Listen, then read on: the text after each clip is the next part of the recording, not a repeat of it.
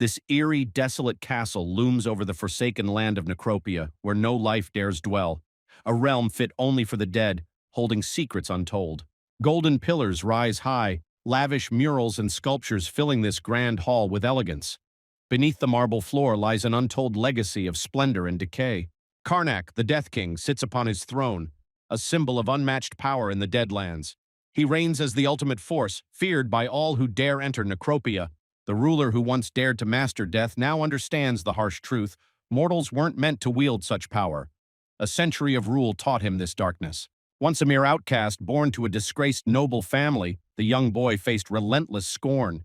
Losing his mother early, he endured cruelty from other nobles. Betrayed by the world around him, he learned to rely solely on himself. This solitude fueled a fierce hunger for power, shaping his path to greatness. A forbidden tome on necromancy crossed his path, luring him from a mortal's destiny. Dark magic filled his grasp, marking the start of his transformation. With his newfound power, the Dark Mage led every soul in the kingdom to ruin. A wave of death swept over the land, sealing its tragic fate. The fourth martial king and three powerful mages rose against the Dark Lord, unleashing their might in a desperate stand to halt his reign of terror. Those who opposed Karnak were twisted into loyal servants. Even the world's guardians attempted to end his dark conquest but fell under his control. His corruption reached its peak as he enslaved the last guardian, Dragon Emperor Gretaria. With this mighty beast under his control, no force dared oppose him. In a final act of dark magic, he transformed his own flesh into the ultimate undead, the Astra Schnapp. His ascension was now complete, power unmatched. Thus, the mightiest Death King the world had ever known came into existence. A ruler whose power transcended life and death itself. He once believed everything was his to savor. 70 years have passed since, leaving him trapped in a skeletal form, questioning what remains for him in this state. How much longer this hollow existence will stretch? Memories of warmth, sunlight, and even pain drift further away. Anything would be better than this barren eternity. Amid despair, a glimmer of hope emerges. A mysterious tablet hints at a ritual that could change everything, if it works. The Lord of Death, ruler of the lifeless realms, is greeted by his loyal general. Barry, clad in menacing armor, stands as the commander of the legions of the damned. The ritual nears its climax. Barrow stands by as dark flames engulf the tablet. A chilling realization sparks. This could rewrite the fate of the dead lands. With unwavering resolve, the Dark Sovereign oversees the ritual. His trusted ally, overcome with anticipation, wonders if their long-lost desires might finally be restored. Pleasure for the Ascended is a hollow pursuit. No earthly method could satisfy them. Yet as beings of ultimate power, they seek to reclaim what was lost. If human pleasures are beyond reach, their existence feels cursed. The Death King reflects on what it means to be detached from the mortal experience forever. The gears of time offer a chance to undo the curse. A fleeting thought arises. What if the past could be reclaimed, returning him to what he once was? A risky gamble unfolds, a journey back to the moment the dark mana was first claimed. But the stakes are high. Failure could erase their very existence. The Sovereign of the Dead reflects on regrets, but his steadfast general remains resolute.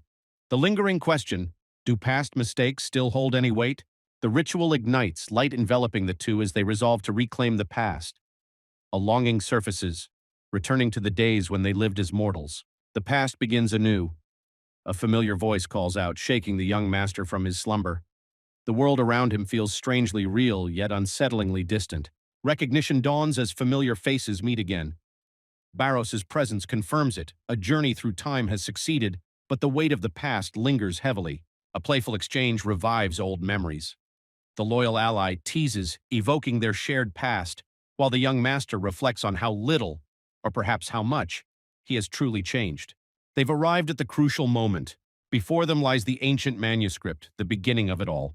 Everything that follows traces back to this very point. The codex that began it all rests in his hands once more.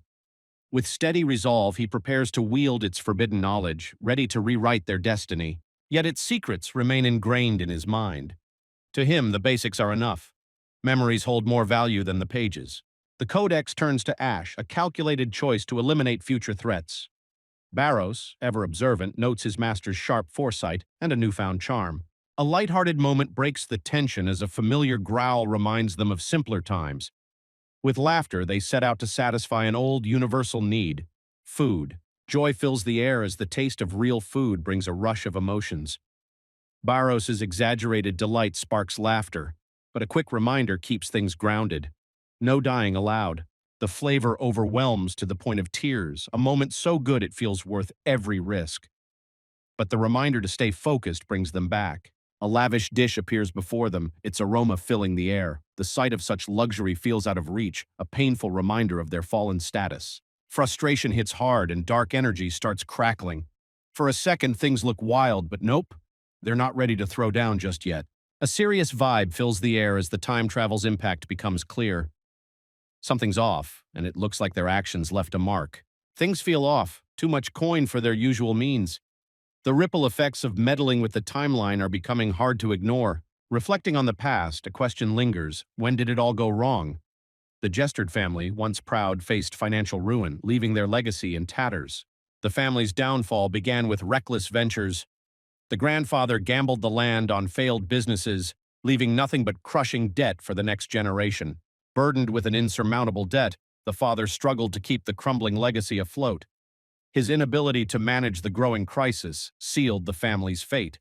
The cracks in the Jestard family deepened as the two sons of the first wife proved to be nothing but burdens. They offered no aid, only adding to the collapse. Born into the ruins of a once proud house, the bastard child bore the weight of a crumbling legacy. Shadows of failure loomed over from the very start. Faced with daily scorn and persecution, survival was a struggle. The weight of disdain from his own family pressed down, making every day a battle to endure. Confusion hangs in the air as unexpected wealth raises questions. Could the regression spell have gone wrong? The mystery deepens, leaving them grasping for answers. The lines between past and present blur. Despite the similarities to old memories, the young master realizes something's different. This isn't the past they knew. A moment of humor breaks the tension as the thought of eating chicken takes center stage. Practicality is tossed aside as indulgence becomes the new plan. As the sun sets, full bellies and food comas take over. Riding back, thoughts drift to well-earned rest. Tonight promises deep sleep after a hearty meal. Lingering frustrations resurface as thoughts of the family bring annoyance. The memory of their unchanged nature stirs a mix of irritation and resentment. The air grows tense as peculiarities stack up.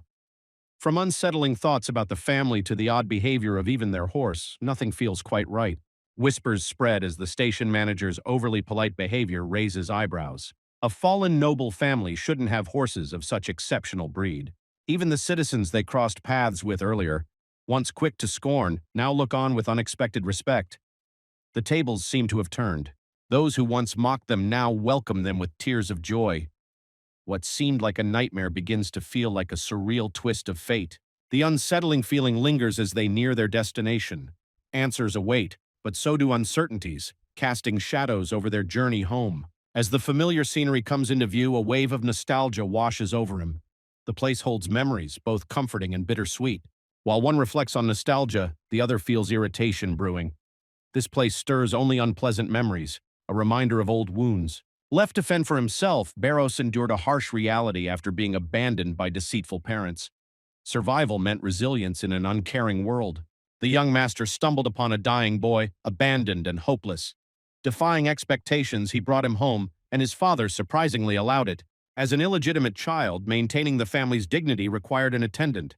Lost in thought, the young master is jolted back by a familiar call. Riding closer, the two question if this familiar estate is truly the Jestard residence. Doubt clouds their thoughts. Doubt creeps in as they gaze at the familiar surroundings. One questions their destination, but the other insists this is the place etched in his memories. The elegant estate stands unchanged. A two-story building with a terrace surrounded by lush gardens. The estate gleams with unexpected splendor, newly refined and polished. A lingering question arises: how did they afford such extravagant renovations? A guard's astonishment is evident as he recognizes the young master. His voice wavers with a mix of disbelief and familiarity, uttering Karnak's name. The gatekeeper's warm welcome catches Karnak off guard. It's almost surreal. Respect instead of ridicule. The gatekeeper's unexpected reverence confuses the duo, with one addressing the young noble as our lord. The title stirs disbelief and unease. The young master learns he's been head of the family for half a year, a surreal revelation that leaves him questioning everything. The butler's question about his journey's purpose catches the young master off guard. His uncertain response hints at unfulfilled ambitions. The butler's mention of the late Lord and Isabella sparks a quiet moment. Their memory lingers, casting a bittersweet atmosphere in the room. The shocking revelation hits hard. Both the father and stepmother are gone. Questions about their deaths leave an unsettling air of mystery. A series of tragic losses reveals why the young master inherited his title. Frustration boils over.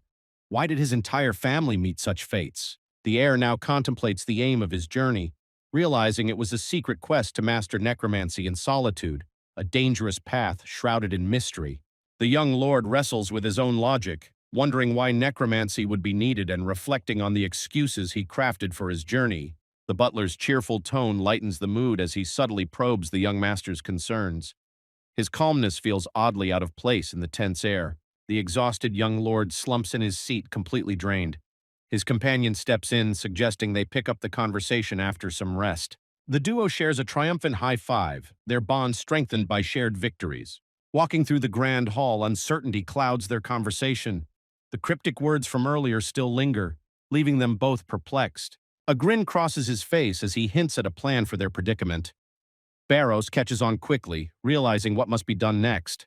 Karnak suggests they act quickly while the world sleeps, his confident expression hinting at a plan forming in the shadows of the quiet night. The butler they spoke with earlier lies in a deep sleep, unaware of their presence, while the two reflect on the events leading to this moment. With the herbs finally in hand, they prepare to delve into the butler's mind, hoping to uncover the truth hidden within his memories. Dark energy swirls ominously as an otherworldly voice commands the butler to awaken, summoning him as its servant in an eerie ritual. The butler, still being asleep, obeys the command, ready to explain the sudden rise of the Jestard family's fortune. Karnak demands clarity about the family's rise and his sudden role as leader. The servant starts unveiling the events that began 4 years ago. While the second heir trained, he stumbled upon a hidden copper mine. This accidental find would later change the family's fortunes entirely. The two comment how nobles often used fake mines for shady deals. Yet this find seems legitimate, a rare stroke of luck in their troubled legacy. The copper mine's location holds the key to the family's downfall. In just 4 years, tragedy struck, wiping out their once flourishing lineage. The mine was in a neutral zone between the Jestard and Deventer families. Both claimed ownership, sparking a war that tore through both lineages. The Deventer family excelled in military training, making them a formidable force in the war. Their consistent preparation gave them an edge. The legendary commander from the rival house was invincible. In a decisive moment, Sir Randolph overpowered Baron Crapet with shocking ease. The rivals' ruthless campaign claimed the eldest son, Tessel, and crippled Faraith, the family's knight. Overcome by despair, Faraith lost his 2 legs and ended his life. The Baroness, overwhelmed by the tragedies surrounding her family, succumbed to the shock and passed away shortly afterward. Young Karnak, though just a child, was named the heir. A fragile truce was made, lasting until he could officially lead the family. Despite the truce, disputes over the copper mine and war reparations loomed large, with wealth tempting both sides into conflict. To end the disputes, young Karnak invoked a duel under the goddess of justice, challenging Viscount Deventer to protect his family's honor. Karnak and Barros react with shock to the servant's recounting. The unexpected twist leaves both stunned, trying to process the unbelievable truth. Trial duels follow the Allium Order's mandates, where warriors may fight on behalf of others. Victory is declared only through death, overseen by a priest, in an arena radiating solemnity. Barros sarcastically remarks on Karnak's predicament, hinting at his self-made troubles. Karnak, exasperated, blames external factors for his popularity. The young heir contemplates his gamble. Proposing the duel forced the opposing family into a corner, offering his household a chance at survival. Barros warns the stakes are too high for the heir's current strength. Acknowledging the danger, the young master commits to intense preparation. The spectral servant reveals the trial duel is set for 1 month from now, leaving Karnak with limited time to prepare for the life-or-death battle. The young lord panics, overwhelmed by the short timeline, realizing a month isn't enough for the duel. His ally sighs, watching the tension unfold. The noble prepares a lavish feast for his loyal companion, praising his dedication. The latter, deeply moved, eagerly thanks him for the gesture. As Barros indulges in the feast, he questions if resting is wise with the duel approaching. The young noble, unfazed, suggests a substitute fighter instead. The blonde companion hesitates, doubting his ability to step in, but Karnak insists, cleverly reminding him of his past victories against the 4 martial kings. The blonde adventurer reflects on how his skill came from the necromancer's abilities, emphasizing that pure experience isn't enough to gain strength. His frustration builds as he imagines needing much more time to prepare for such a critical duel. As the leader jests, suggesting his ally stop eating if he's being petty, the blonde reminds him sharply that no knights are capable enough for their mission. A sinister grin spreads across the dark mage's face as he declares the only solution: necromancy. The cunning necromancer reveals his understanding of the outlawed art's necessity but reminds that its forbidden nature makes things more precarious. As they recall their past, a night of chaos unfolds. Exposed for using necromancy, they flee while Allium's priests close in on young Karnak. Surrounded by priests and soldiers, they're outnumbered. Accusations of necromancy weigh heavy. Unleashing the abyss's power, the necromancer summons vengeful wraiths. Their ethereal rage warps the battlefield into a chaotic void. A storm of spectral wrath descends, forcing defenders to raise holy relics in desperation. The guardian plaques shine, battling the unleashed evil. Amid chaos, the duo flees from the wrath of the priests. Confusion arises. How did they detect necromancy? The answer lies in the priest's exception. Reflecting on their turbulent past, the two discuss how it shaped a legend. Karnak's plan: master necromancy discreetly, hidden under martial prowess. The pair reflect on the trial duel, emphasizing that the priests will serve as judges, making any attempt to use forbidden magic a dangerous gamble. The blonde playfully suggests taking the jewels and running away, but Karnak shuts him down. Their banter sharpens as Barros jokes about preparing for a funeral, hinting at the duel's deadly stakes. A sly grin hints at a risky plan forming in his mind, despite his friend's skepticism about his true intentions.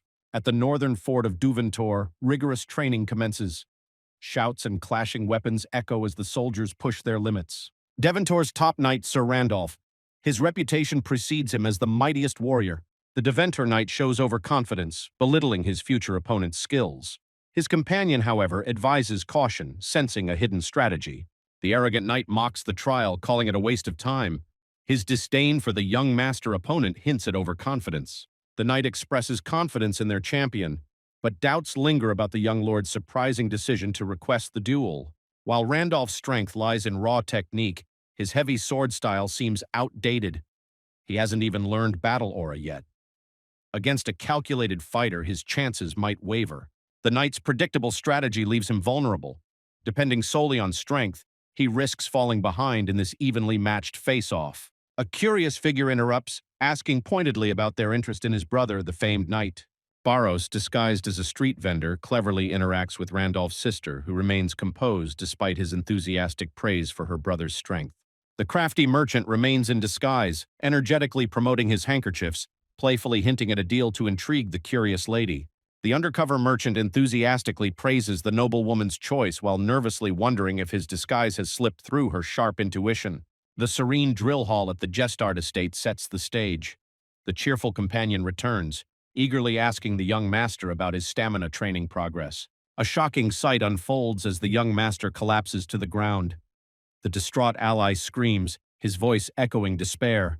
Panic turns into confusion as the seemingly lifeless warrior groans, complaining about being shaken, his last meal threatening to resurface. His companion's fear shifts to a mix of relief and disbelief. Barros collapses after 50 laps, questioning the harsh training. Karnak insists his frail body must improve, refusing his plea for rest. The training was just a warm-up. Now begins the real stamina test. A fiery determination, or demonic pressure, sets the stage for a grueling session. The countdown is on. 20 days to go. Step 1, meet for breakfast, because obviously that's the key to strength.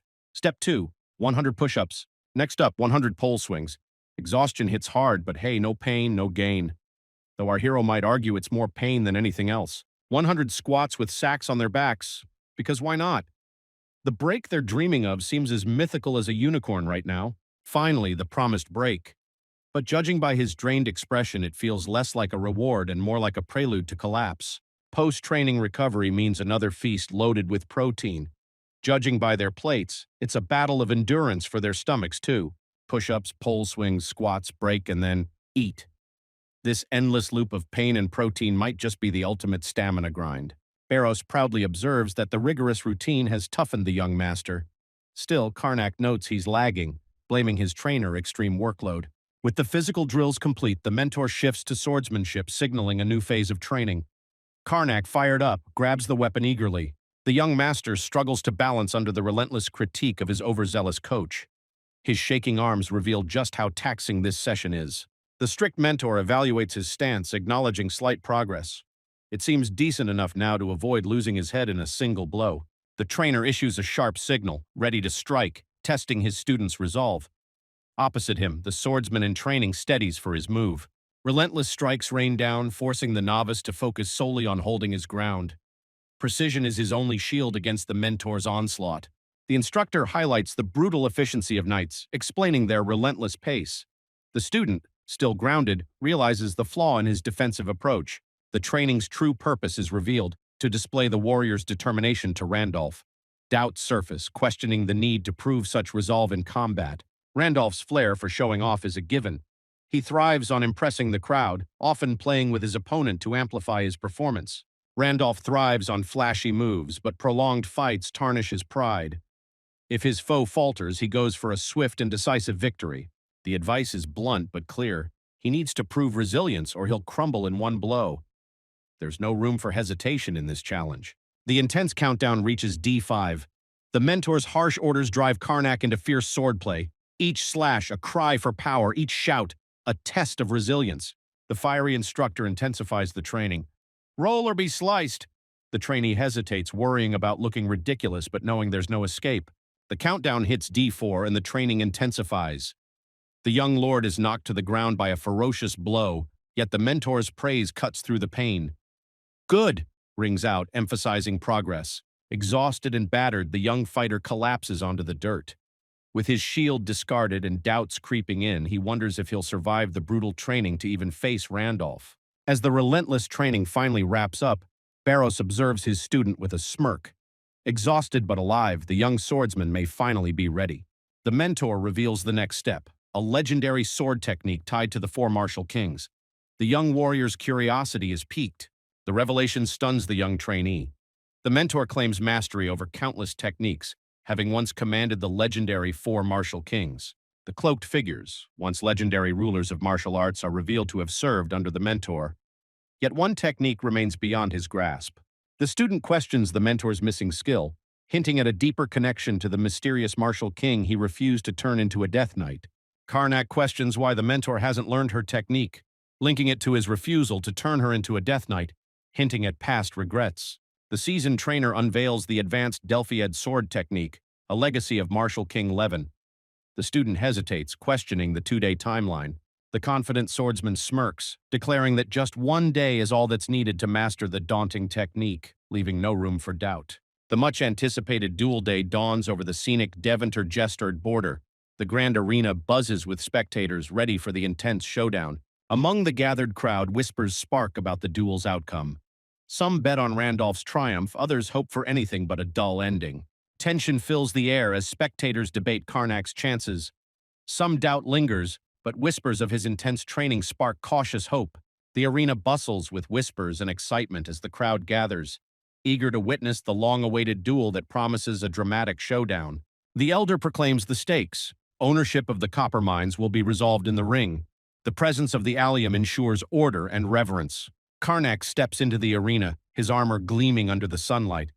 The call to face the goddess resonates, marking the beginning of this high-stakes duel. Randolph steps forward into the dueling grounds, his stripped-down gear emphasizing the handicap rules. The audience murmurs, eager to witness this dramatic confrontation. The presiding elder invokes Allium's name, asking the fighters to vow to an honorable duel. Both combatants raise their voices, declaring their pledge. With the warrior's vows affirmed, the priest solemnly declares that justice will reveal the truth, invoking the balance of divine judgment. A battle of skill and pride is about to unfold. The armored figure taunts with a sly smile, promising clarity through battle. Swords meet in a fierce exchange, challenging words with action. The crowd observes intently, impressed by the Lord's skills in the duel. Some murmur about his distinct aura, while others nod at the expected beginning. Randolph's swings aren't fast or particularly dangerous yet. It's clear he's gauging his opponent, testing their reactions before striking harder. Karnak steadies himself, recalling his training. Now is the time to prove his determination and display the unyielding will to fight. The armored contender unleashes a battle cry, daring his opponent to engage. The challenger notes his opponent's lack of skill but acknowledges his determination. With a grin, he raises his weapon, ready to escalate the fight. The duelist senses the surge in his opponent's blade energy. Panic sets in as he realizes his shield won't hold against the sheer force. The opponent's mind races, astonished by Karnak's unorthodox move. The unexpected technique leaves them questioning its purpose mid-fight. The Lord's agile move catches everyone off guard. His dexterity and unconventional tactics astonish the crowd, making him the center of admiration. The armored warrior arrogantly throws his shield aside, signaling disdain for his opponent's strength. Mocking his opponent's sluggish movements, the knight ridicules him as unworthy of the title, his arrogance cutting deeper than his blade. Infuriated by the taunts, his rage ignites as he vows to silence his opponent, promising that arrogance will no longer shield him in this fight. His poised stance hints at mastery, evoking awe and recognition. Could it be the legendary Delphiad sword technique coming into play? The crowd buzzes in disbelief. Could their lord be using the techniques of a martial king? Whispers grow louder. Maybe victory isn't impossible after all. The warrior regains his composure, realizing he almost fell for the provocation. With a steady breath, he reminds himself to stay focused and calm. The refined sword techniques of the martial kings are a true test of genius, requiring real battle experience. To the observer, it's clear. This fighter is far from mastering their depth. Sir Randolph questions his opponent's skill but acknowledges the effort. He proclaims justice in Allium's name, confident his strength will prevail. The challenger's piercing glare weighs on Karnak, making him doubt if his current efforts are enough to surpass this unyielding adversary. The flashback unveils the hero's journey of mastering a legendary technique. His mentor focused on adaptability, urging him to grasp its essence over precision. The memory reveals a secretive conversation where his trainer reassures him that their true objective lies beyond the blade, hinting at a hidden strategy. The battle intensifies as each strike lands with relentless force. The knight struggles under pressure but resolves to complete the task, no matter the odds. Declaring his pride as a knight of Jestard, he mocks his opponent's attempt to defeat his bloodline, standing firm despite the fiery clash. The knight of Devantar mocks his opponent's defiance, highlighting his visible struggle. Yet the challenger clings to pride, refusing to yield. The villagers' emotions swing wildly as they tear up, questioning their past judgment. Despite mocking him before, they now see their lord as oddly fitting, clumsy yet somehow inspiring. The mentor's grin shows satisfaction as his relentless work starts to pay off. The opponent, fired up by frustration, charges recklessly, proving the psychological edge is working in his favor. Annoyance starts to cloud his focus as he thinks about his opponent's talent for trash-talking. Frustration threatens to disrupt his rhythm mid-battle. A surge of energy surrounds him as he launches his decisive move.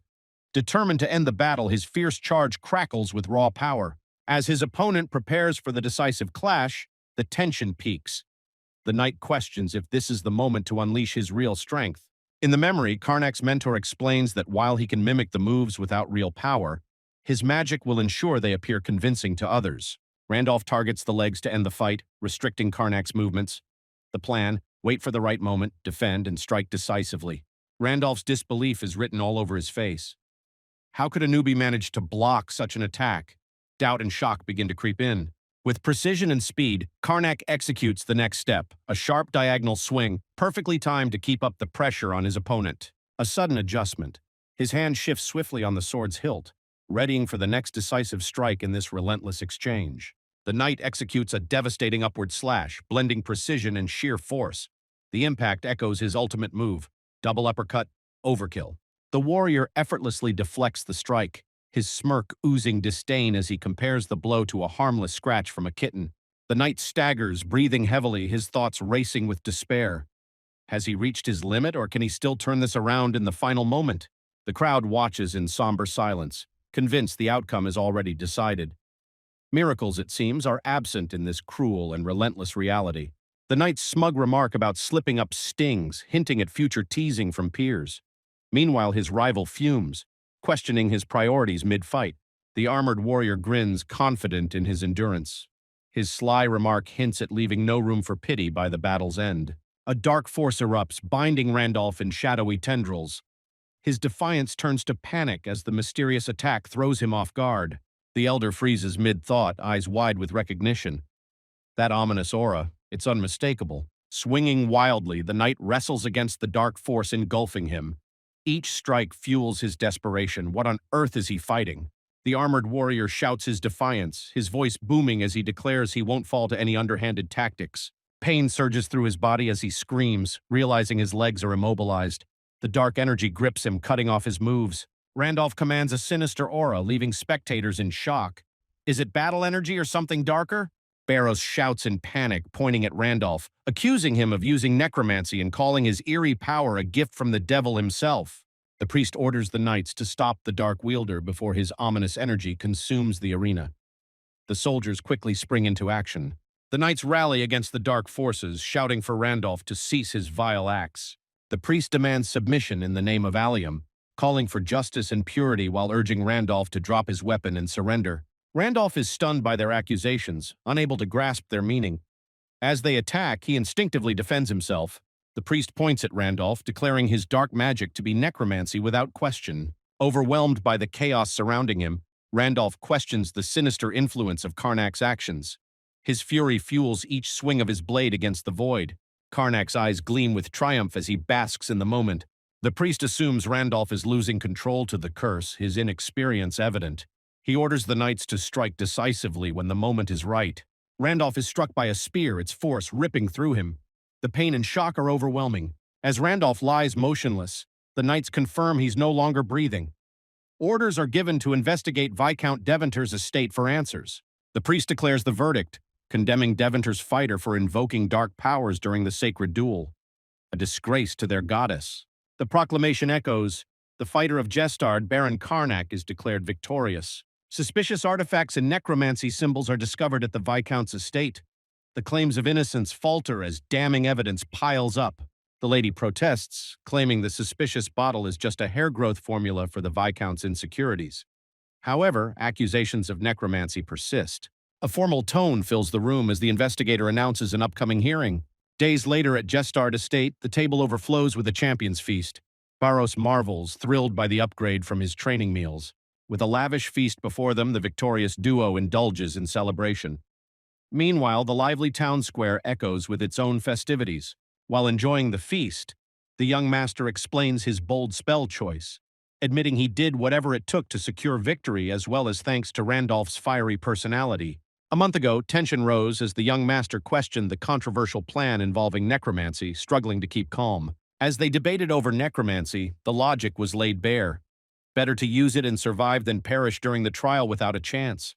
With a sly grin, the strategist revealed his plan. Necromancy wasn't his to wield. It would fall to Randolph instead. With a confident smirk, the plan was set. The master of schemes would play the fool, turning his talent for deception into a key strategy.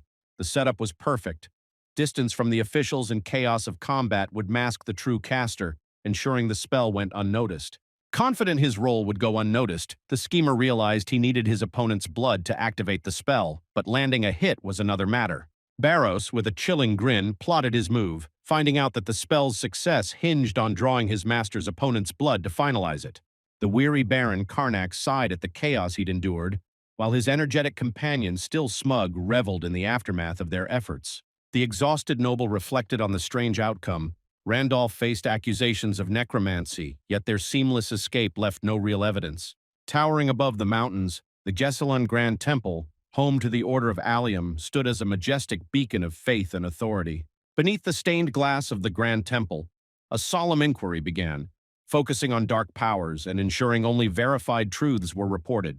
The elder presented a fragment of the transcendent, its dark aura matching divine warnings. This wasn't the work of an ordinary necromancer. Brimming with overconfidence, the schemer celebrated his find, dubbing it the darkness of the apocalypse, convinced fate was firmly on his side. With the world seemingly on their side, the duo reveled in their triumph, determined to live their second chance to its fullest. Walking through the hall, the young strategist acknowledged the looming threats, deciding to strengthen his necromancy to secure the mind's control. Concern etched on his face, the blonde swordsman worried about the Order's potential discovery, fearing the fallout of their dangerous plans. With a sharp grin, the dark-haired schemer resolved to refine his necromantic tactics, determined to avoid the Order's prying eyes. 3 months later, under the moonlit sky, a secluded estate stood silent, shrouded in mystery, hinting at secrets yet to unfold. Bathed in an eerie glow, the determined Karnak centered his thoughts, channeling power into his spell with unwavering focus. Under the moonlit window, the sorcerer channeled corrupted energy, filtering darkness into purity, shaping it into potent magic. A triumphant grin spread across his face as the chaotic energy solidified. His mastery of chaos magic had finally been realized. 3 months of intense training sharpened Barros's resolve. The aspiring knight endured every strike, determined to join the elite ranks of Jestard. He observed the recruits with disdain, finding their skills lacking and deeming Jestard's soldiers far from impressive. Barros hesitated, acknowledging the support he'd received. Later, he sincerely thanked Gilliman for taking the time to train him. Barros humbly declined a soldier's invitation, explaining he had been entrusted with an important task, promising to join them another time. With an enthusiastic grin, the blonde knight in training entered carrying a tray, cheerfully announcing snack time to lift everyone's spirits. Carrying a tray, Barros startled Karnak mid-practice. The mage, caught off guard by the intrusion, demanded an explanation for the disruption. The blonde, accidentally noticing Karnak manipulating the energy, remarked that it wasn't necromancy, more like something raw and unpredictable, akin to pure mana. Scarlet energy filled the air as the mage revealed his shifting powers. The onlooker questioned if it is only possible to use only mana. In this world, power transcends the ordinary through 4 forces: a knight's battle aura, a mage's mana, a cleric's divinity, and one more to uncover. Beyond battle aura, mana, and divinity lies necromancy, a force entwined with death and darkness, commanding powers feared by all. Transcendent force molds to one's body and soul, refining itself into power. Once bestowed, it binds forever, optimized to its wielder's essence. As known, once you choose a power. But the young master clarified his abilities weren't new, but evolving into their second stage. The curious knight in training questioned how powers could shift so dramatically. Necromancy thrives on death and corruption, often seen as dirty mana. Karnak's past made him comfortable wielding such grim energy with ease. Like fermented foods made through questionable methods, necromantic energy can be refined. It's no longer dirty but processed into something usable. By filtering out hate and grudges, necromantic energy becomes pure. Darkness and death transform into mana, ready for controlled use. The refined energy, now called Chaos Mana, bore a striking resemblance to normal mana. Its creator proudly named it, while his companions stayed unimpressed. With Chaos Mana at his side, the tactician considered posing as a mage. Barros wondered if it matched his previous strength. He, with a skeptical look, noted the risks tied to power. Big strength always brings bigger problems, a rule he seemed to live by. Overlooking the grand estate, the ruler resolved to gather strength. Protecting this territory required more than just walls. It demanded true power. In the shadowy western forest of Jestard, soldiers stood victorious over the slain beasts. The monster threat from the mines seemed finally contained. Just as relief settled over the soldiers, a surviving beast lunged from the shadows. Danger hadn't been fully extinguished. Barros intervened just in time, striking down the beast with a swift blow. The soldiers, relieved, praised an official knight for his timely rescue. The newly appointed knight chuckled awkwardly, still feeling out of place in his fresh role. The title carried a weight he wasn't used to yet. The blonde considered the soldier's report. The creatures had grown twice as powerful, lending weight to the troubling rumors. The warrior shifts the conversation, intrigued by the mention of the rumor about the goddess oracle. His curiosity highlights the significance of this mysterious prophecy. The oracle warns of chaos, a darkness swallowing light, beasts gaining forbidden power, and the dead reclaiming the world's fragile balance. The prophecy unveils the rise of the Death King, destined to shatter the world with blood and tears, embodying the essence of ultimate destruction. Monsters from nearby lands surged into chaos after the goddess's warning, spreading terror. Necromancers ran amok, unleashing havoc everywhere. The chaos foreseen by the oracle forced religious orders to rally.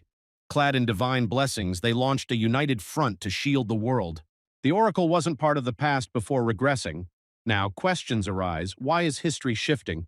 The lack of information fuels frustration. Rumors feel oddly connected to the young master, but the timeline doesn't add up.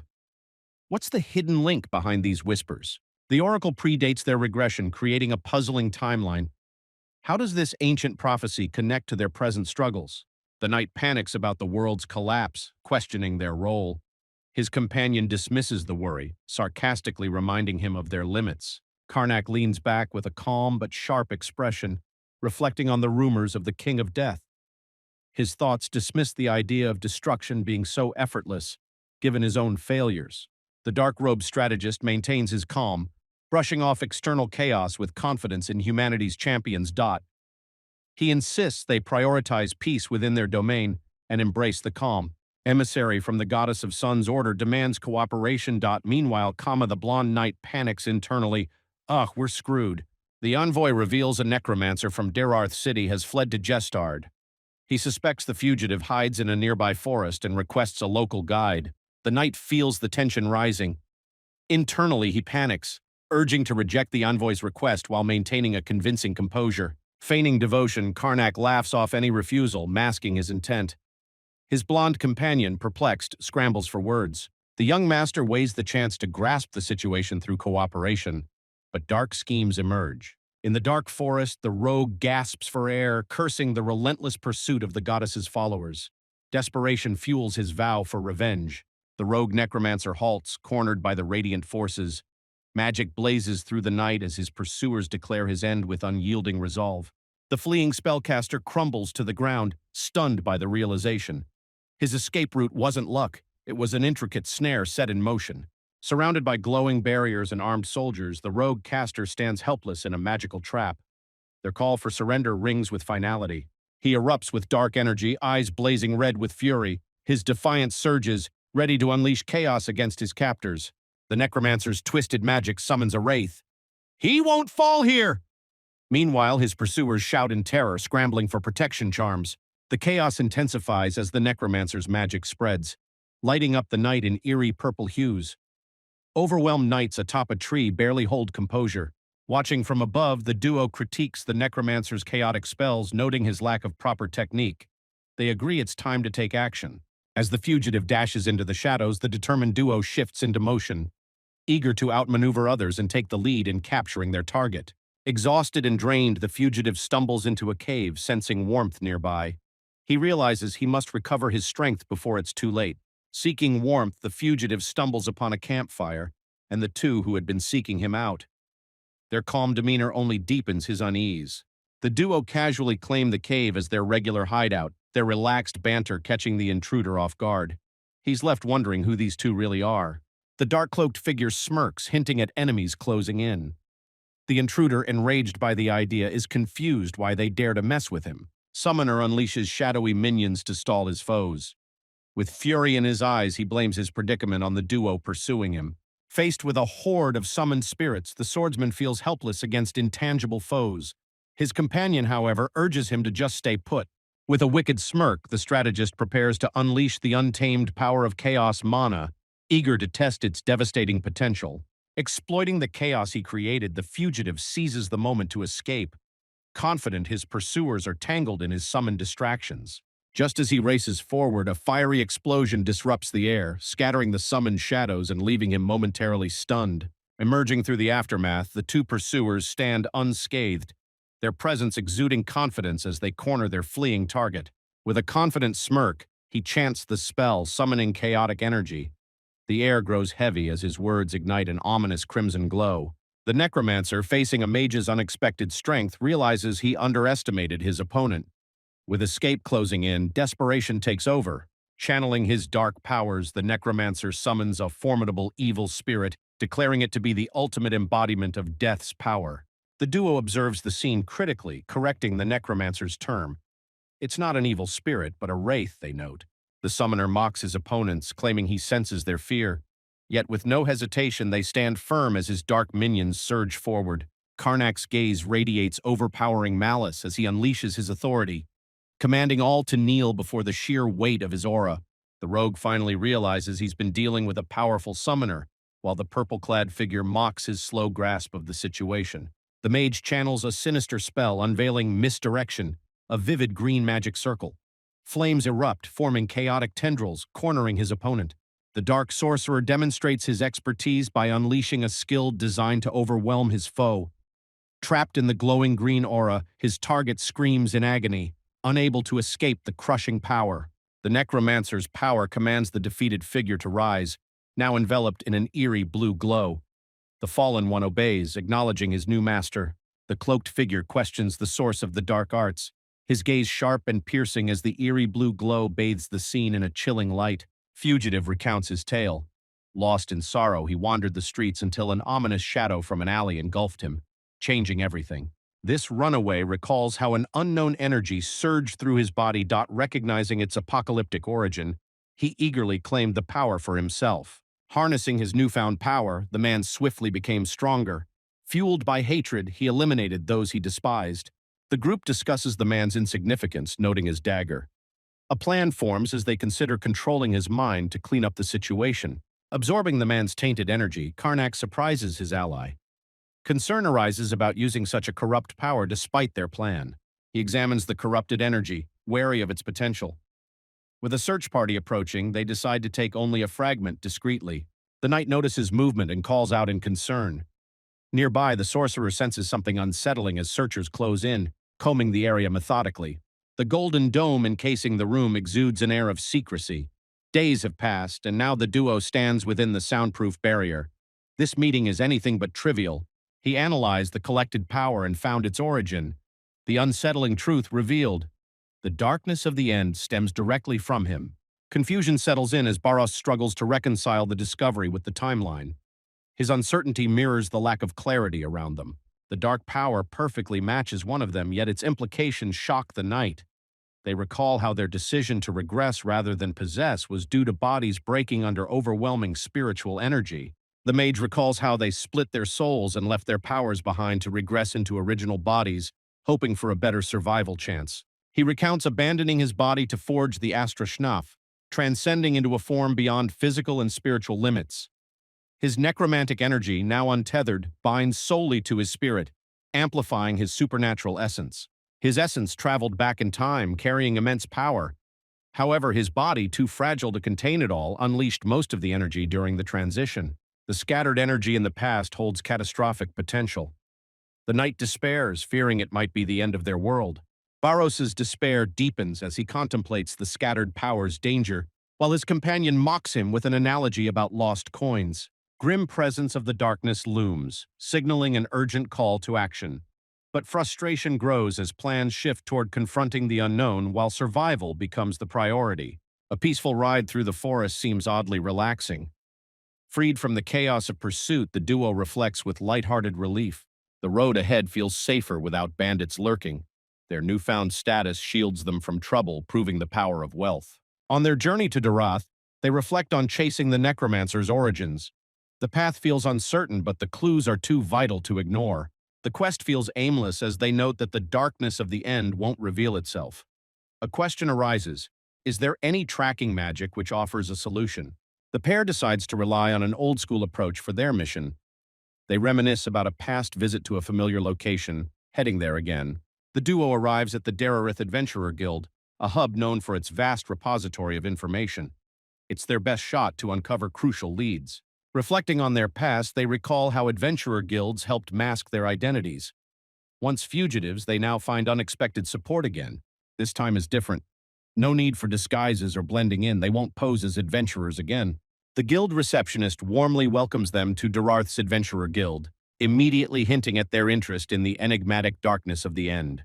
They question the Lord's negligence while monsters roam the territory, emphasizing even the smallest oversight could lead to chaos. The little details are needed. The receptionist hands over piles of reports, mentioning the rising inquiries about the darkness of the end. Sorting through reports, they found absurd claims like blaming a dog for eating a chicken, leaving real dangers buried under irrelevant noise. Despite the flood of irrelevant details, they decide to take everything, valuing even the smallest clue that might lead to the truth. To maintain discretion in a crowded space, Karnak activates a magical messaging system, allowing for stealthy communication through chaos magic. Sorting through piles of mundane documents, they realize vital clues might be hidden within. The tedious task is taking far longer than anticipated. Amidst the bustling guild, a frantic man insists there's a necromancer in their town. His desperate claims are met with skepticism and laughter. An anxious villager desperately tries to alert the guild about a necromancer. His warnings fall on deaf ears. Even the temple dismissed his fears. A foreigner named Cleo recently settled in town, choosing an abandoned mansion as his home. Suspicion follows his sudden arrival. Cleo charmed everyone with his disarming smile, but his mysterious wealth at such a young age raised eyebrows and whispered questions. He hosted grand festivals, showering the townsfolk with kindness and generosity, ensuring he was adored by everyone in the community. The enigmatic newcomer charmed all the young women in the town, using his peculiar allure to even steal Emily's heart from her betrothed. The room buzzes with skepticism about the young, wealthy heartthrob. Is he just a charming playboy, or does something darker fuel his popularity? The receptionist politely declines the report, suggesting hiring help instead. The red-haired man's shock spikes as the fee turns out exorbitant. Bystanders mock the man's accusations, dismissing his warnings as jealousy. They scoff at his mention of necromancy, brushing it off as foolishness. After a fruitless search, the duo decides to switch gears. A local restaurant catches their interest, promising a much-needed break from their tasks. As they walk through the quiet streets, suspicion thickens. The name Cleo lingers heavily, raising doubts about his true intentions. Targeting innocent girls, he channels dark magic fueled by stolen souls. It must be some kind of dark magic. As the duo approaches the town, their path is blocked by a mystical barrier. The presence of such magic hints at deeper secrets within. The barrier's intricate design raises suspicions. Even high-level priests would struggle to notice it. Its creator might be part of the darkness of the end, or just highly skilled. A cheerful figure in flowing robes rushes toward the duo, calling out to them. Their unexpected arrival stirs a mix of curiosity and caution. A sudden meeting reveals a high-ranking priest.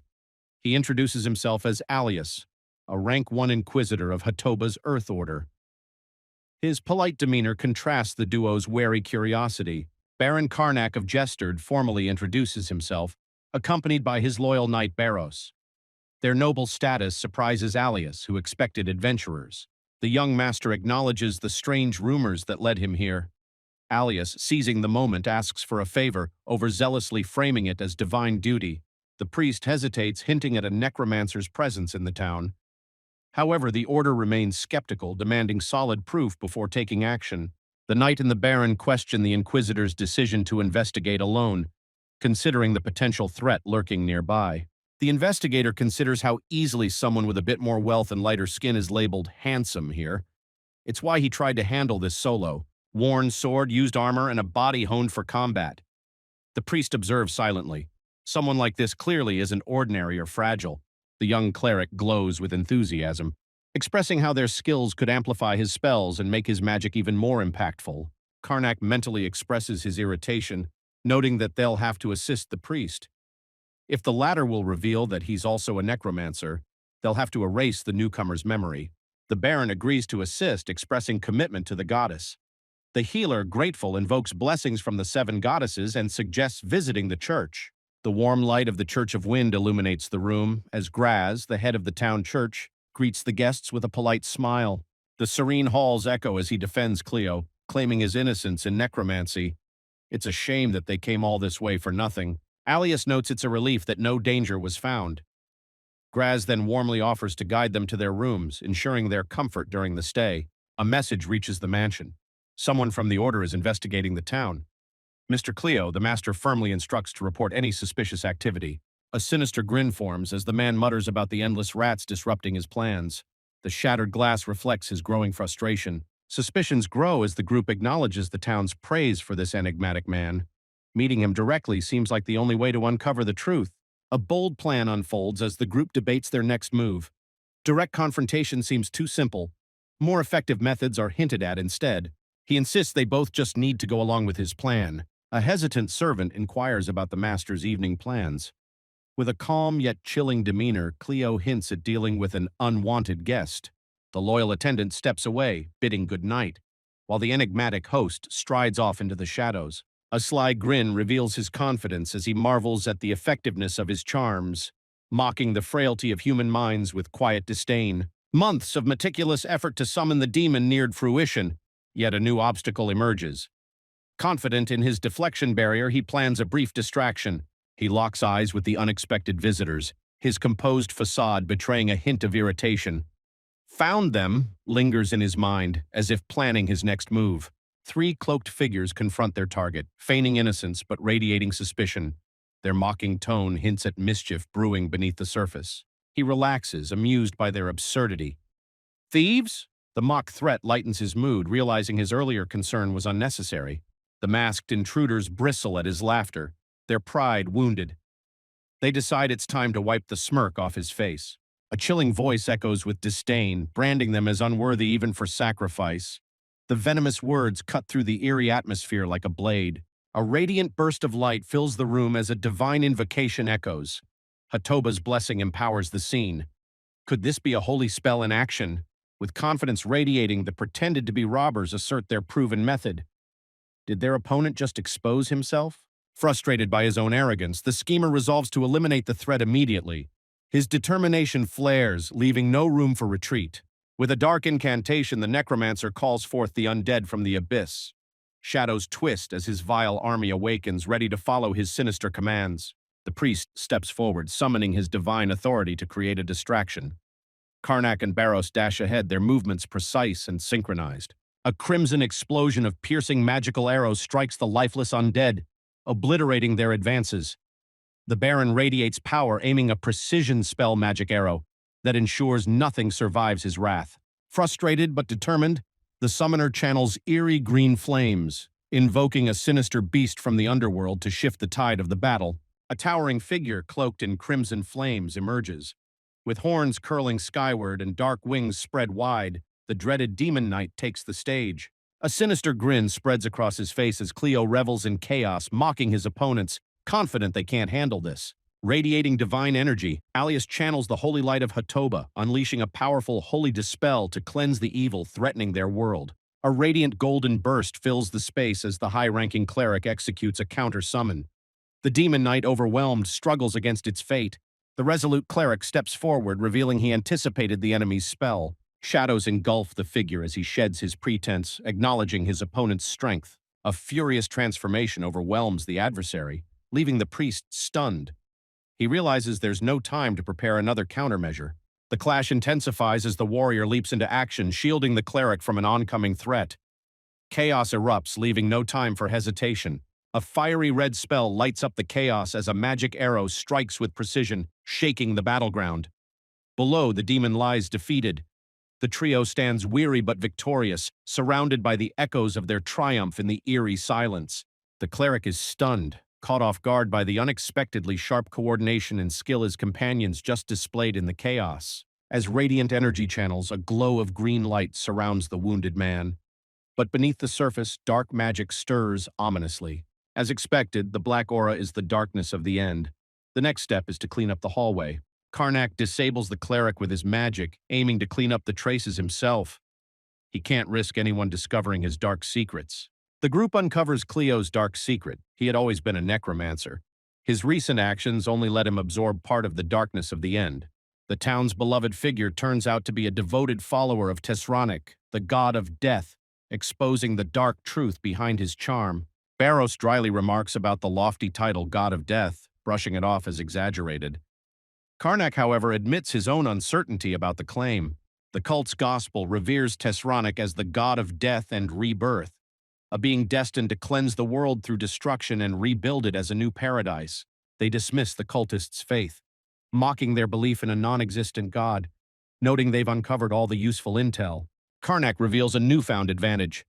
By channeling the priest's power, he can refine chaotic mana with ease.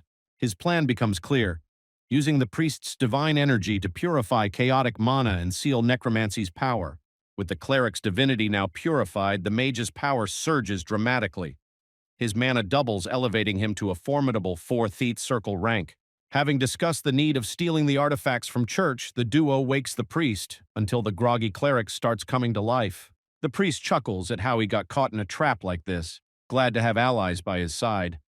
The charmed villagers seem dazed, but the church will calm them. The two set out for Dareth City. Meanwhile, the priest sends his blessings but can't shake a sense of unease about them. As the priest vows to investigate further, the duo shifts focus to more pressing matters.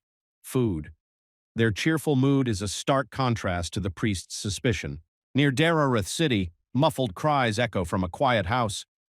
A necromancer, caught and flipped upside down, yells his title, desperate to offer secrets of darkness in exchange for mercy. The dark-haired interrogator's calm command echoes as water splashes violently.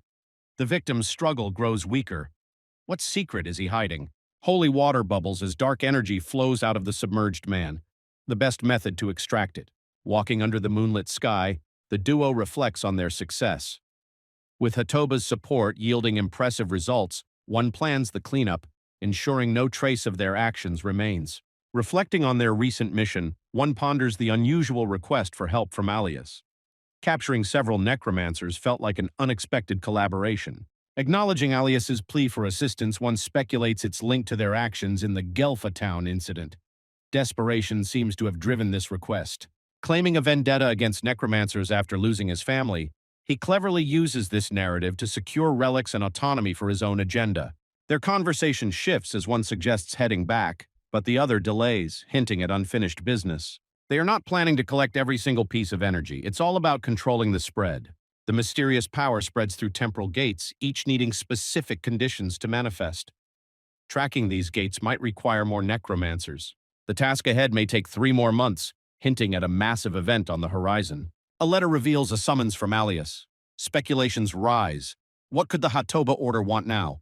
They smell something big. The Grand Hatoba Temple and the welcoming priest with his glowing smile hints at deeper motives behind this cordial greeting. The priest introduces Baron Karnak and his knight to 2 unfamiliar faces, Sarathi and Relthane. Relthane, the charismatic Sixth Circle mage, introduces himself confidently. Sarathi Allen, the fiery swordswoman from the Adventurer Guild, greets with a bold smile. She, renowned for awakening her aura at 20, impresses even the seasoned duo. Her reputations precede the girl. Mages and martial artists are ranked by power with their abilities tied to their circles. A 10th Circle Grand Mage transcends human limits. Aura users mirror mages in rank, progressing to Grand Mage-like stages.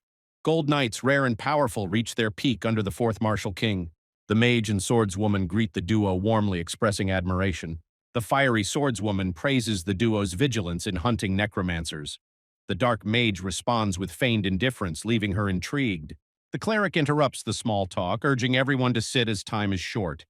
His expression mixes urgency and politeness, ready to dive into serious matters.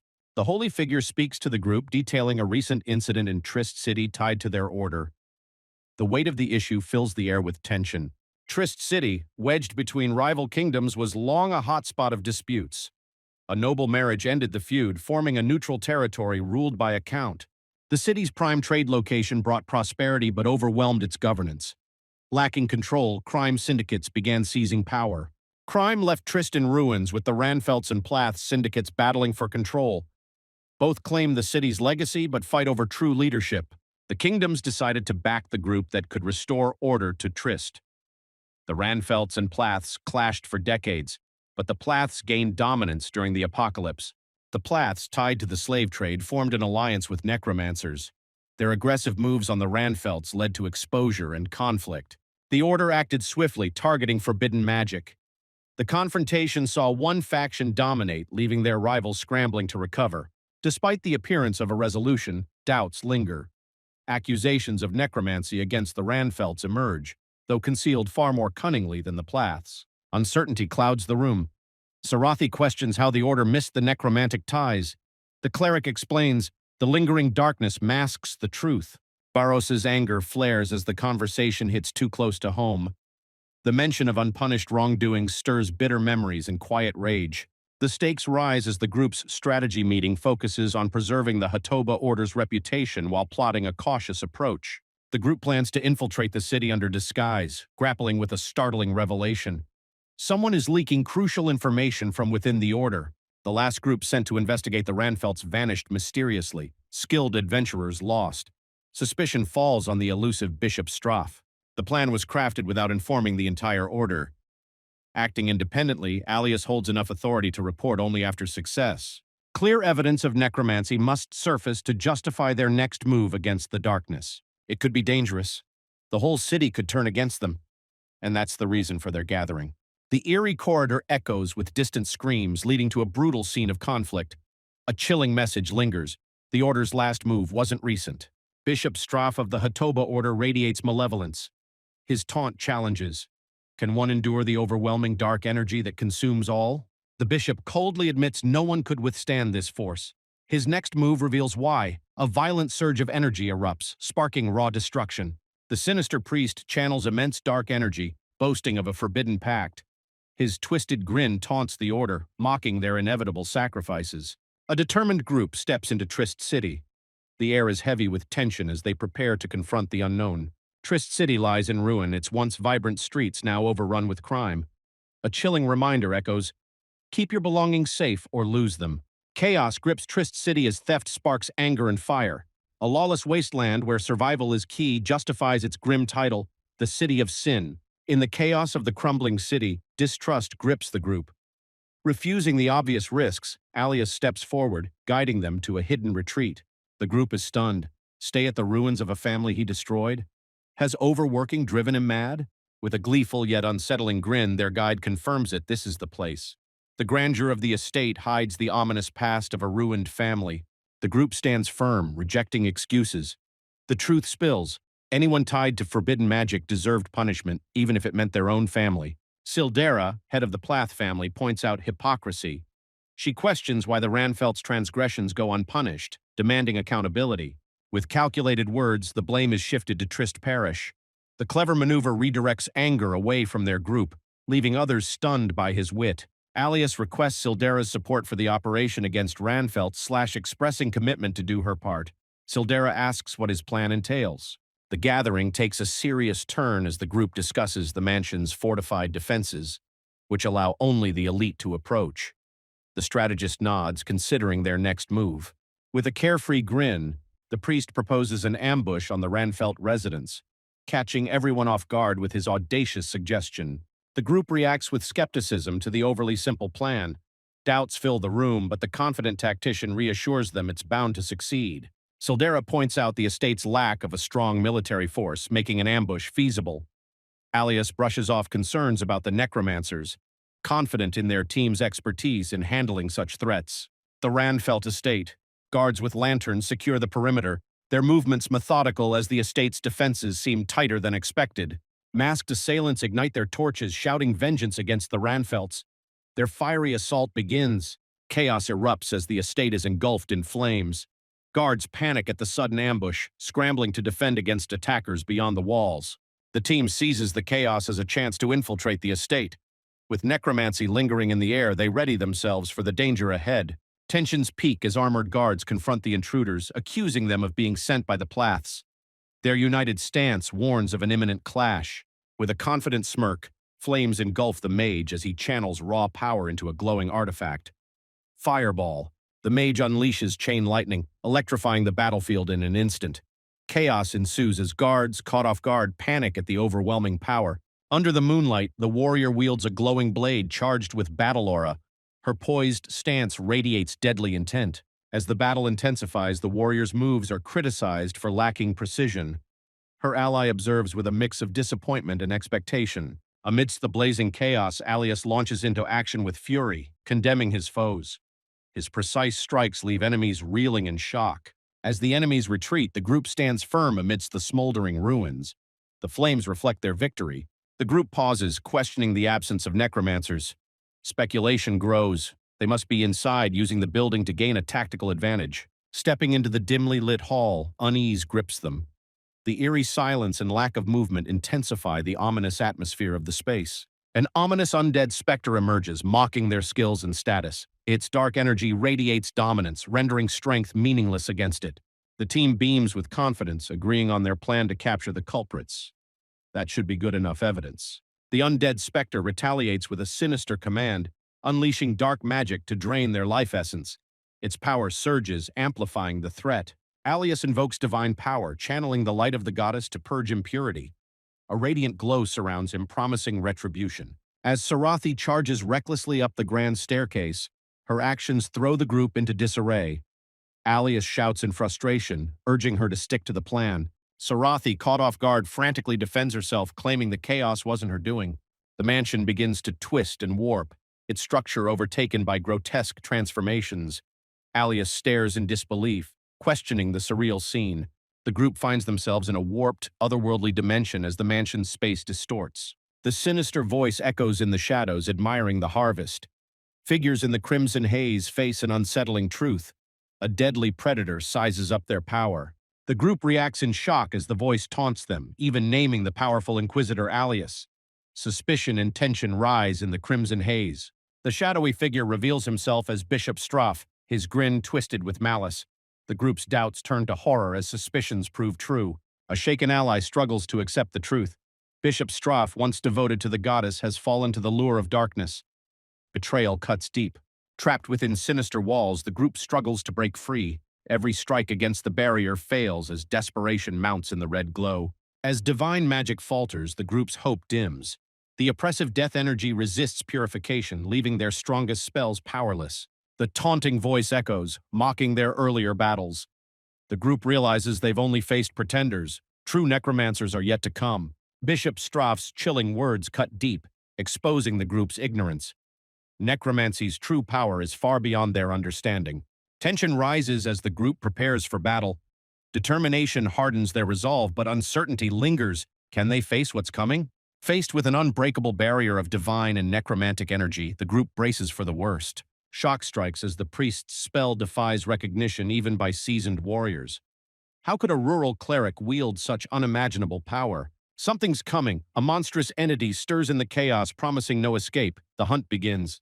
The group halts in horror as massive figures emerge. Chaotic golems, lifeless yet driven by sinister necromancy.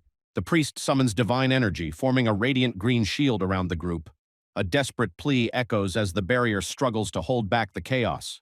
The barrier flickers under pressure as the priest strains to maintain it. Will it hold on a bit longer? A fiery explosion shatters the tension as magic collides with chaos, caused by violent flames that burn through all. The group is thrown back, struggling to recover amid the scorching aftermath. The priest and mage lie defeated, their capture sealing a grim fate. Dragged into the depths, they become pawns in a sinister ritual's dark design.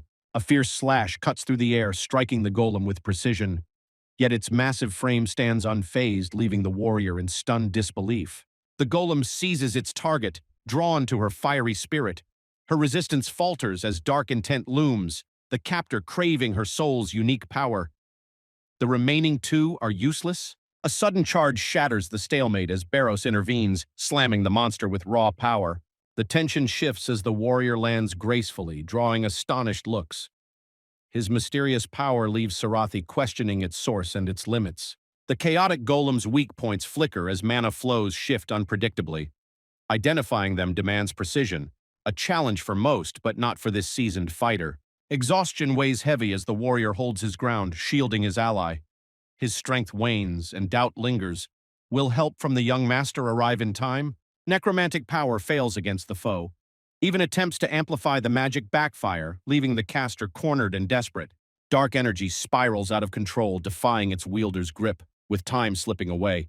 Another solution must be found, and fast. Faced with an unknown force, the caster contemplates a daring theory. The swirling energy hints at a hidden power, and there's only one way to find out. To test it. Blades clash and magic crackles as the battle heats up.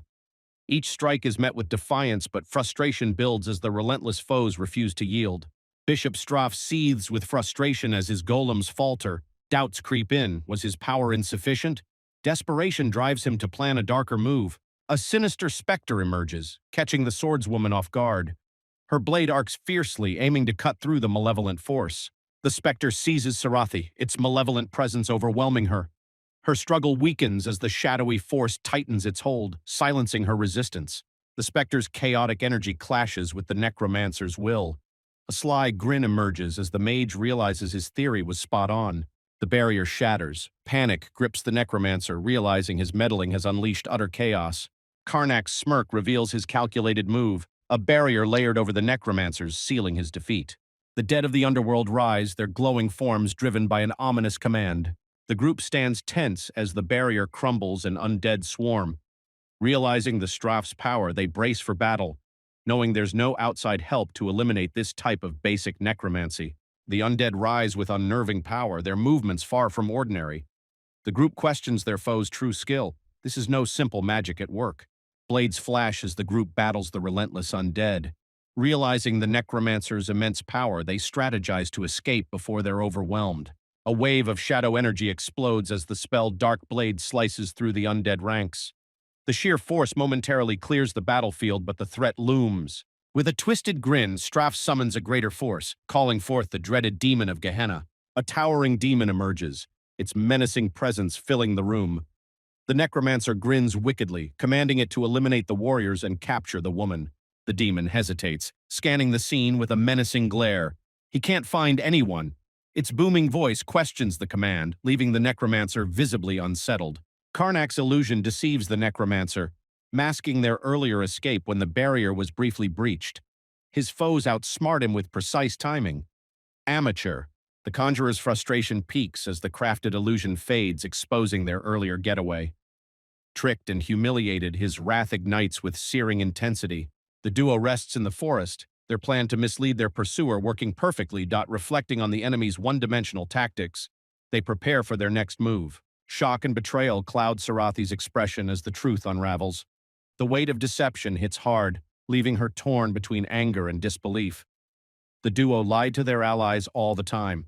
The pair turns as their companion stirs, concern mixed with relief on their faces. Mistrust fills the air as she confronts her supposed saviors, questioning their intentions. Their calm response offers healing, but with a sinister twist, erasing memories. She confesses her fading strength and shattered dreams. She can't feel her hands. The weight of her injuries leaves her pleading for an end to her suffering. The group debates their options, rejecting holy magic as unnatural. A somber question arises. Can necromancy, their darkest tool, save her shattered spirit? Desperation pushes her to ask if strength can restore her arm. The answer comes with a grim cost. Accepting such magic means surrendering her freedom. Her bold request shocks him. The weight of her choice hangs heavy. Would she truly submit to the darkness to regain what's lost? The dark truth looms. Necromancers manipulate souls like puppets, binding them with cruel contracts. Many adventurers met torment before their tragic end. Conflicted, she grapples with the horrifying thought of servitude under a necromancer. The fear is overwhelming, yet desperation keeps her from outright refusal. The offer stands heavy in the air. Her lost arm in exchange for servitude. Hesitation and desperation collide as she contemplates the cost of her decision. The grim terms are laid bare. Her soul exposed, her body restored, but at the price of binding restrictions. Betrayal will lead to a swift, merciless death. Bind herself in loyalty akin to a knight's vow, or abandon her future as a swordsman, freedom or purpose. The decision is hers. With unwavering resolve, she offers her loyalty. The final question lingers. Can she bear the price? Her choice seals her fate, trading freedom for strength. The pact begins as the dark mage invokes his authority to solidify the bond. Sarathi kneels, her resolve unwavering as the promise of restoration looms. The binding is complete. Sarathi, now a servant bound by magic, utters her loyalty with glowing determination. A new chapter in their story unfolds. The focus shifts to their imprisoned allies. Considering the enemy's overwhelming necromantic strength, they debate using large-scale necromancy to rescue them.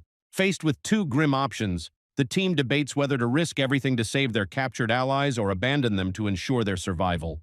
The resolve to save their friends shines through despite the risks. Violent methods may be unavoidable, but abandoning allies is not an option for them. The group debates morality. If intentions are pure, even necromancy might be justified. But at what cost? Tension mounts as guards scour the streets, questioning townsfolk and banging on doors, desperate to track down a shadowy outsider. Panic spreads as merchants are mistaken for suspects. The guards, relentless in their mission, grab anyone unfamiliar without hesitation. Exhaustion creeps in as the guards grumble about their late-night patrol.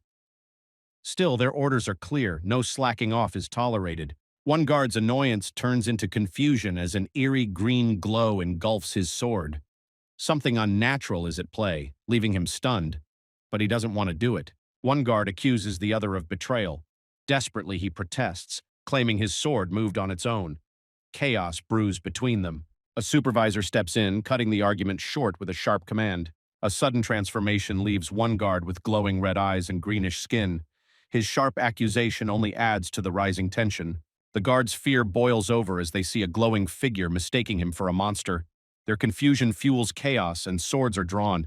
Amid the chaos, a protective barrier glows brightly, shielding the group.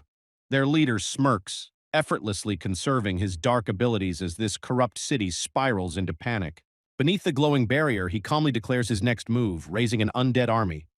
The city's overflowing death energy becomes his perfect resource. The undead army hits a snag, not enough bodies to animate. His chilling solution? Create new ones, sparing no hesitation under the ominous barrier's glow. A hint of mischief lingers as they justify their questionable actions. It's all for saving friends, or so they claim. Sarathi's unease tells another story. Despite his dark reputation, his actions speak differently. Only targeting the Ranfelt members while sparing the townsfolk creates a curious paradox. The chaos intensifies as Ranfelt soldiers clash with undead forces. Confusion spreads among them. Who is the real enemy here? With a confident smirk, the strategist surveys the battlefield. Their plan is unfolding perfectly. Karnak unleashes his full power, summoning an army of undead warriors cloaked in sinister energy. Their menacing forms radiate destruction, ready to bring chaos. The necromancer's forces grow as his skeletal soldiers assemble in unison. Their eerie march begins, filling the streets with an overwhelming darkness. Despite her earlier acceptance, doubts begin to claw at her mind. Could following such a ruthless figure lead to anything but ruin? Sarathi questions if she's made the right decision, her resolve wavering as the reality of her choice looms. As the plan unfolds, a grim realization sets in. Straf's command over necromancy surpasses expectations. Summoning a death dragon and 7 trumpeters, his power paints a foreboding scene. A fleeting thought crosses his mind. Was his spell truly unique, or did others find a way to replicate it? Yet lingering draws attention they can't afford. The shocking revelation unfolds. The swarm of zombies terrorizing the city is just a complex illusion. While not impossible, it was impractical for him to create so many in such a short time. His deception, however, buys precious time for their escape. Realizing his ingenuity, her earlier doubts about him begin to shift slightly. A dark ritual unfolds as the enemy mocks the illusionary army. While zombies swarm outside, their leader, hovering within a sinister magic circle, dismisses them as worthless distractions, preparing something far more menacing. Straf scans the battlefield with desperation, his frustration mounting as the illusionary chaos conceals the real threat.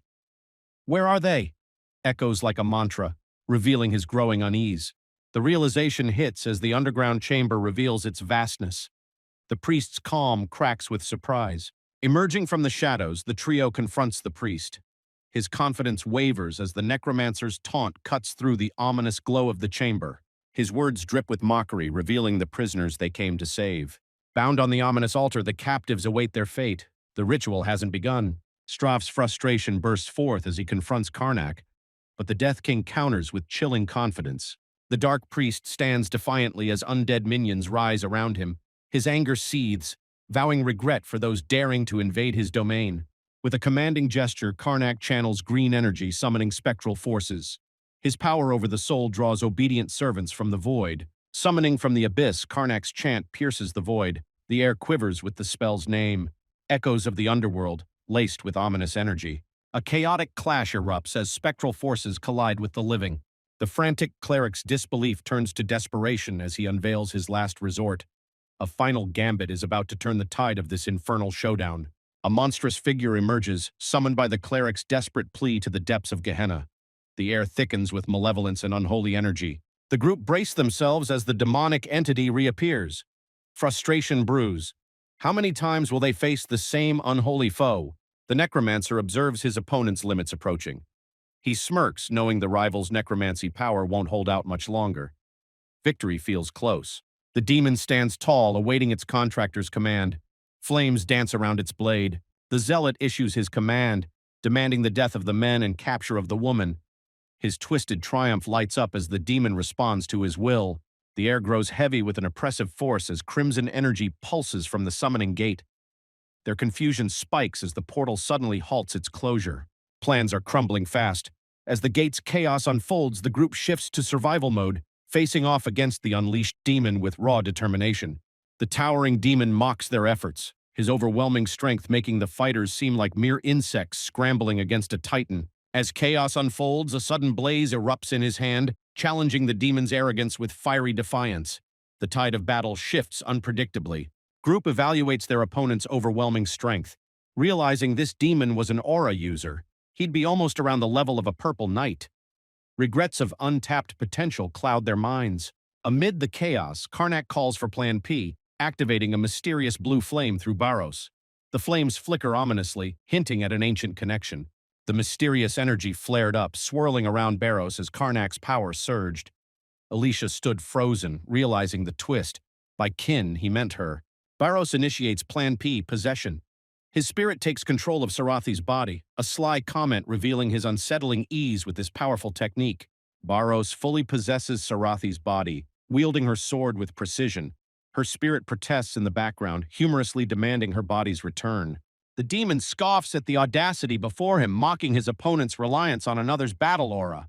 With a defiant grin, Barrows declares the mastery over borrowed battle auras. Sarathi's body radiates a stunning blue aura as her fellow channels her latent power.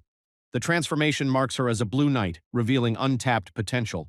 With newfound power, Sarathi launches a sharp strike, cutting through the chaos.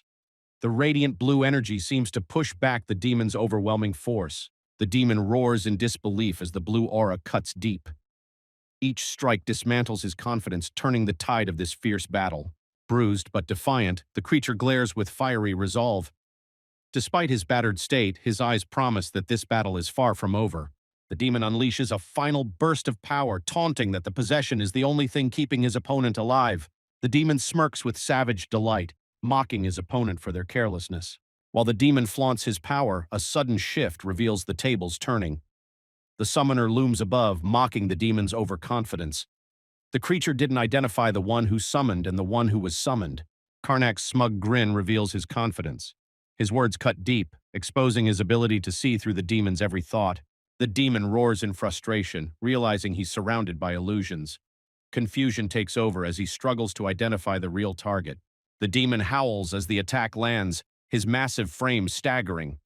Overexerting himself to escape the summoning, his mana reserves are now dangerously low. Vulnerability seeps into his once unstoppable aura as his foes press their advantage. Summoning circle blazes to life, signaling the return of an ominous force. The red-haired warrior watches in alarm as the gateway between realms reactivates. The infernal giant steps into the blazing portal, vowing a chilling promise of torment.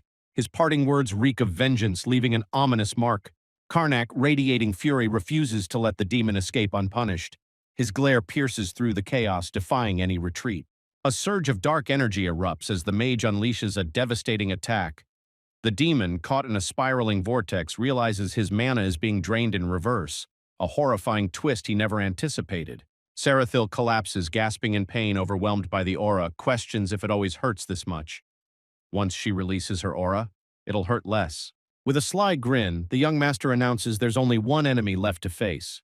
His confidence leaves his allies in awe and slight unease. Bishop Straff, overwhelmed and defeated, raises his hands in surrender. Desperately, he offers to reveal everything he knows to avoid further harm. Karnak smirks, shattering the priest's hope of mercy. He casually explains that extracting a soul is far easier than negotiation. With a sinister grin, he confirms there's no reason to spare the target. His allies' casual response seals the doomed fate. The priest's panicked plea is drowned by the surge of green energy engulfing him. The force spirals with deadly intent. Kneeling beside the lifeless body, the mage readies his sinister power. His cold resolve signals it's time to extract what's needed. With the energy harvested, he notes its abundance, joking about 30 servings. The tension breaks as he and his ally plan their return, even debating restaurants along the way, leaving their grim mission behind with surprising levity. Sarathi snaps in frustration, pointing to the tied-up captives they nearly left behind. He just forgot about them. The freed allies look on in disbelief, struggling to comprehend how their three rescuers defeated someone as formidable as Straff. Their astonishment is undeniable. The trio explains their narrow victory, crediting luck and chaos for their success. They recount how a sudden zombie horde turned the tide in their favor. The trio explains to their allies how events unfolded. A rival necromancer sparked a revolt, forcing Straff, drained of power, to retreat to the basement. Trio recounts how Sarathi's timely aid helped them defeat Straff. Their freed allies express relief and gratitude, preparing for the purification ritual to cleanse the aftermath. Alias examines the vial, astonished by the immense amount of dark energy inside. He notes that Straff's power far exceeds that of other necromancers. Barrows questions why some necromantic power remains, suspecting it was fully extracted. Karnak casually admits leaving some behind to avoid suspicion. With Straff defeated, the group concludes their mission. Confident the city's chaos will subside, leaving further cleanup to the Order, they prepare to return home. The allies react in shock upon learning of Sarathi's new title as a Knight of the Gestured Barony. Confusion fills the air as questions immediately arise. The red-haired warrior calmly shares her reasoning, revealing that Baron Karnak earned her allegiance through his actions during last night's chaos. The priest acknowledges the red-haired warrior's decision, approving her newfound purpose. Meanwhile, the mage plans her official ordination back at the territory. He bids farewell, expressing gratitude for the cooperation. With a confident smile, he assures that their paths will cross again in due time. The Jestard estate bursts with excitement as loyal staff warmly greet their returning lord. Their enthusiasm fills the air, radiating respect and joy. The returning young master greets his staff with a warm smile, expressing genuine joy at reuniting with them. His relaxed demeanor puts everyone at ease. The staff's astonishment turns into curiosity as their lord introduces the red-haired warrior. Declaring her the new knight of the Jestard barony leaves everyone speechless. She radiates warmth as she cheerfully expresses her excitement about meeting everyone. Her enthusiasm immediately eases the tension. Weeks later, intense training unfolds in the courtyard. A sparring match catches the attention of observing knights, who comment on the challenger's struggle with knowing smirks. The red-haired knight dominates the sparring match with raw strength alone, impressing onlookers who marvel at her skill, even without using her battle aura. The sparring partner, exhausted and acknowledging her strength, decides to call it a day. She smiles, showing appreciation for his effort. Sarathi receives thanks for assisting the knights, brushing it off with a casual remark. As she prepares to leave, Barros eagerly asks for his turn to spar. Spirited Swordsman engages her in a heated sparring session. Her critique of his awkward battle aura use highlights her sharp observation and skill.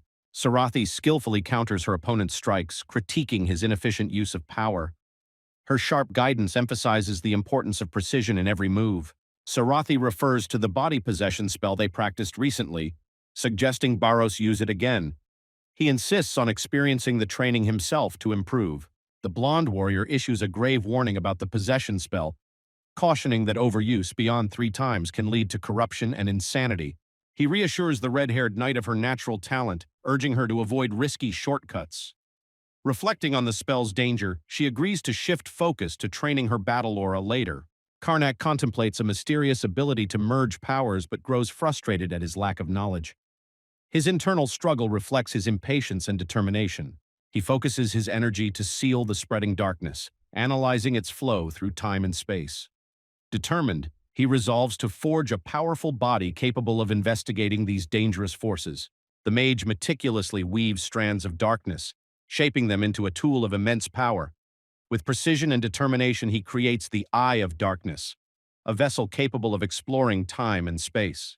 Around a campfire in Deventor's forest, the group teases their blonde companion about his unawakened battle aura, questioning how a martial artist of his caliber could lack such a skill. Barros reflects on his past, lamenting how regression stripped him of his power.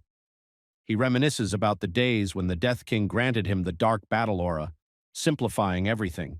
Overhearing their cryptic conversation, the red-haired knight is stunned, piecing together hints of world domination and regression. Her disbelief grows as she realizes these two might be the root of everything.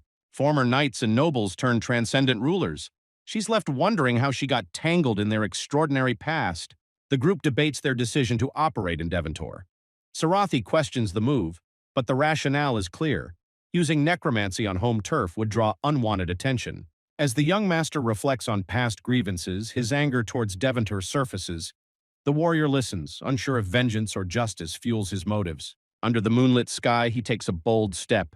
The Eye of Darkness holds the key to closing the gate, and time-space travel is their gamble. Glowing Eye of Darkness pierces the silent night sky. It's just scanning, not disrupting the fabric of space. Calm before the storm. Standing firm, he announces his plan to enter the Infinity Realm using the Eye. His comrades nod, ready to guard him during this perilous journey. The experiment begins as the intricate process unfolds. Every detail is critical, and the tension rises while the spell's effects start to manifest. Discovering the ominous Tree of Emptiness, the protagonist faces a grim reminder of past power. The eerie, pulsating structure reflects authority lost. The swirling pool of darkness reveals its secrets, spreading chaos with every ripple. The hero resolves to halt this ominous force. The focus shifts to uncovering the central power of the ominous tree. The vibrant core radiates with energy, holding secrets that might change everything. Is he able to get information out of it? A sinister voice warns intruders to stay back. This forbidden place exudes dread, reserved for fates beyond salvation. The ominous voice reveals its identity as the embodiment of both death and darkness, destined to annihilate everything. A surge of chaotic energy spirals around as the environment shifts into an overwhelming storm of destruction. Confusion grips the onlooker, leaving them reeling in the face of this surreal encounter. As the energy surged violently, the ominous power revealed its name: Tesronic. Its control over the abyss seemed absolute, an unstoppable force. After waking up surrounded by allies, his disoriented state reflects the toll of his journey. Their concern underscores the gravity of recent events. The trio gathers in the moonlit forest, tension hanging thick. Their leader, exhausted but steady, shifts focus. Who was the deity those cultists worshipped? The group pieces it together: Tesronic, the edgy god of death and darkness. Yeah, that one, someone mutters, as if it's just casual trivia. Shock ripples through the group. Wait, Tesronic's real? The disbelief hits hard, like finding out your worst bedtime story villain exists. Denial flickers in his eyes. No way, he thinks, but the evidence stares back. If Tesronic's fake, then what nightmare created this mess? The Pope of Death announces trouble in the sanctuary, setting a grim tone. The Dark Lord of the cult, cloaked in golden light. His chilling confidence echoes. No one dares approach the sanctuary. The Priestess of Destruction. Her calm demeanor hides curiosity as she decides to confirm the troubling news herself. A servant answers the call, her steps measured. Lord Elazar's calm yet tense demeanor suggests the sanctuary's trouble runs deep. Bathed in elegance, Elazar de Replation, imperial mage of the Lenartia Empire, commands attention. Her calm request for Hudel hints at deeper plans brewing beneath her composed exterior. Under the eerie moonlight, failure looms large.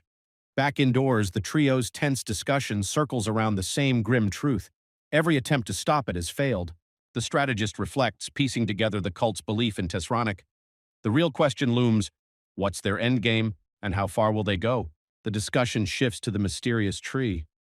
Are cultists passively tapping its power or recklessly disturbing it? If it's the latter, things could spiral fast. Disturbing the tree unleashes dangerous potential, power to manipulate time and space. Worse, it could expand their realm, threatening all balance. The realization hits hard. If the cult wields this power, it surpasses even the Death King's strength. No wonder they can confine Tesronic in the void. The idea is wild. What if Tesronic is just a fragment of the Death King's own power gone rogue? Skepticism fills the room, but the theory lingers. Doubt turns into a possible reality. What if the theory is right? Confusion spreads as nothing about the situation seems to add up anymore. The debate spirals. Did the tree name itself Tesronic and crown itself a god? The jokes fly, but unease lingers. What if there's truth to this madness? Admitting they lack the full truth, the group shifts focus. The plan is clear: dig deeper into the Order of the Black God, starting with its higher-ups.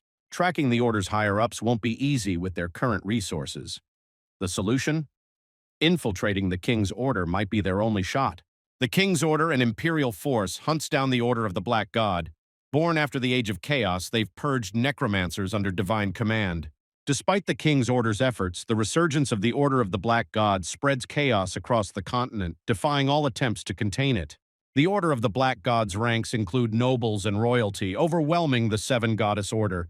In response, the nations united, creating the King's Order. The King's Order wields unmatched authority as censors, investigating, arresting, and even executing cultists. Yet strict entry rules make infiltration nearly impossible. The group debates their slim odds of connecting with the King's Order. One reflects on his past as a darkness hunter, hinting at regret for missed opportunities. Karnak's letter to his servant Tapple is brief but bold. He's off to Tapple, promising to bring fame and honor to the family. The servant's panic says it all. In Dararth City, the group gathers over breakfast, reflecting on their hasty departure. Karnak knows Tapell would have stopped them, but duty calls elsewhere. The group reunites in high spirits, their contact arriving just in time. Relief washes over them. This referral might be the key to their next move. The group greets their long-awaited ally, Alias, expressing gratitude for the last-minute meeting. With his arrival, their plans can finally move forward. Alias beams with warmth, expressing his happiness at reconnecting. His presence exudes reassurance. Flashing back to last night, the group debates the ties between the King's Order and the Seven Goddess Order. Their connection runs deeper than it seems. Sarati delivers a crucial point. Only a cleric can truly confront a necromancer. The King's Order requires a cleric's backing from the Seven Goddesses. A recommendation like the one Alias can give is key to gaining entry. Sarati reveals her source, Alias himself. He involved them in the Ranfelt family incident with the intention of granting them a crucial recommendation. Alias smiles brightly, lamenting their sudden departure plans. He reveals his intent to recommend them to the king's order, a missed opportunity now. Relieved, Alias welcomes the trio back, thankful they didn't miss this vital chance. The air feels lighter as their plans regain momentum. Alias hands over the sealed recommendation letter, a crucial step forward. With this in hand, the trio now has a direct path to the headquarters. Alias offers encouragement, reminding them the letter isn't a guarantee but believes in their chances. With Hatoba's blessing, they're ready to move forward. The capital city of Drunta shines under the sun, its bustling streets and towering gates embodying the heart of the Ustil Kingdom's power and culture. At the King's Order headquarters, the trio observes the skilled recruits. The capital's talent pool is impressive, with even aura users among the ranks. The group's patience pays off as their recommendation letter is verified. A guide appears, ready to escort them to the Order Lord for the next step. The trio enters the commander's hall, greeted by the imposing Erantel Un Nayad. As the leader of the King's Order, his presence commands respect. The trio is greeted warmly. Their recommendation has been verified, identities are safe, and they are officially qualified. Commander acknowledges the value of the recommendation from Alias, but makes it clear that it alone won't be enough to secure entry into the King's Order. The trio is informed about the mandatory training period for new recruits. It's a measure to prevent pagans from infiltrating, and they're expected to comply. Their excitement is quickly met with reality as they're handed their first task immediately after joining. The commander's casual tone only adds to their shock. The group is introduced to their fellow recruits, but they quickly realize that the King's Order is as demanding as ever. Tasks await, and they're expected to dive in right away. The new recruits meet Tarman, the general of the 4th Battalion, who will guide them. Unfortunately, they've arrived at an inconvenient time, straight into a mission. Called, the dual-blade swordsman and Alice, a second-rank inquisitor of the goddess of ocean Artema, introduce themselves, their roles clear as they stand side by side. The general's surprising revelation as a mage sparks a discussion, with a comment questioning the oddity of a 5th circle mage commanding aura users. The discussion turns to the importance of family power in this world, where social status matters more than pure ability in many cases. The real work in the King's Order goes beyond fighting. Gathering intel, tracking down pagans, and even interrogation are part of the job. Strength alone won't cut it here. He can't help but laugh at how the situation sounds. It's like their job is just there are only wicked missions. And honestly, it's a pretty accurate description of their work. Magic users who can adapt their abilities have a major advantage over aura users in the King's Order.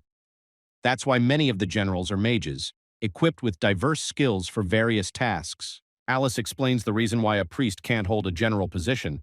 It's to maintain balance within the 7 goddesses order. Finally, she's ready to get down to the mission details. They've received intel about a regional noble joining the Order of the Black God. It could be a sign of something bigger, so they're preparing for action. Their plan is clear. They'll pose as adventurers and head to Brellant County. The goal? To gather proof before taking action against the Count in the King's name. The team is left with little info, but the mission is clear. Head to Brellant County and investigate even without knowing if the Count is truly a pagan. Time to take action. The mission continues to test their patience. The upbeat general's energy is hardly contagious, and the group's frustration grows. With little info to go on, they brace themselves for the chaos ahead, hoping their new assignment won't be a wild goose chase. Count Brelant's castle, his son is ill. The Count is urged to open his eyes, but he refuses to face the inevitable.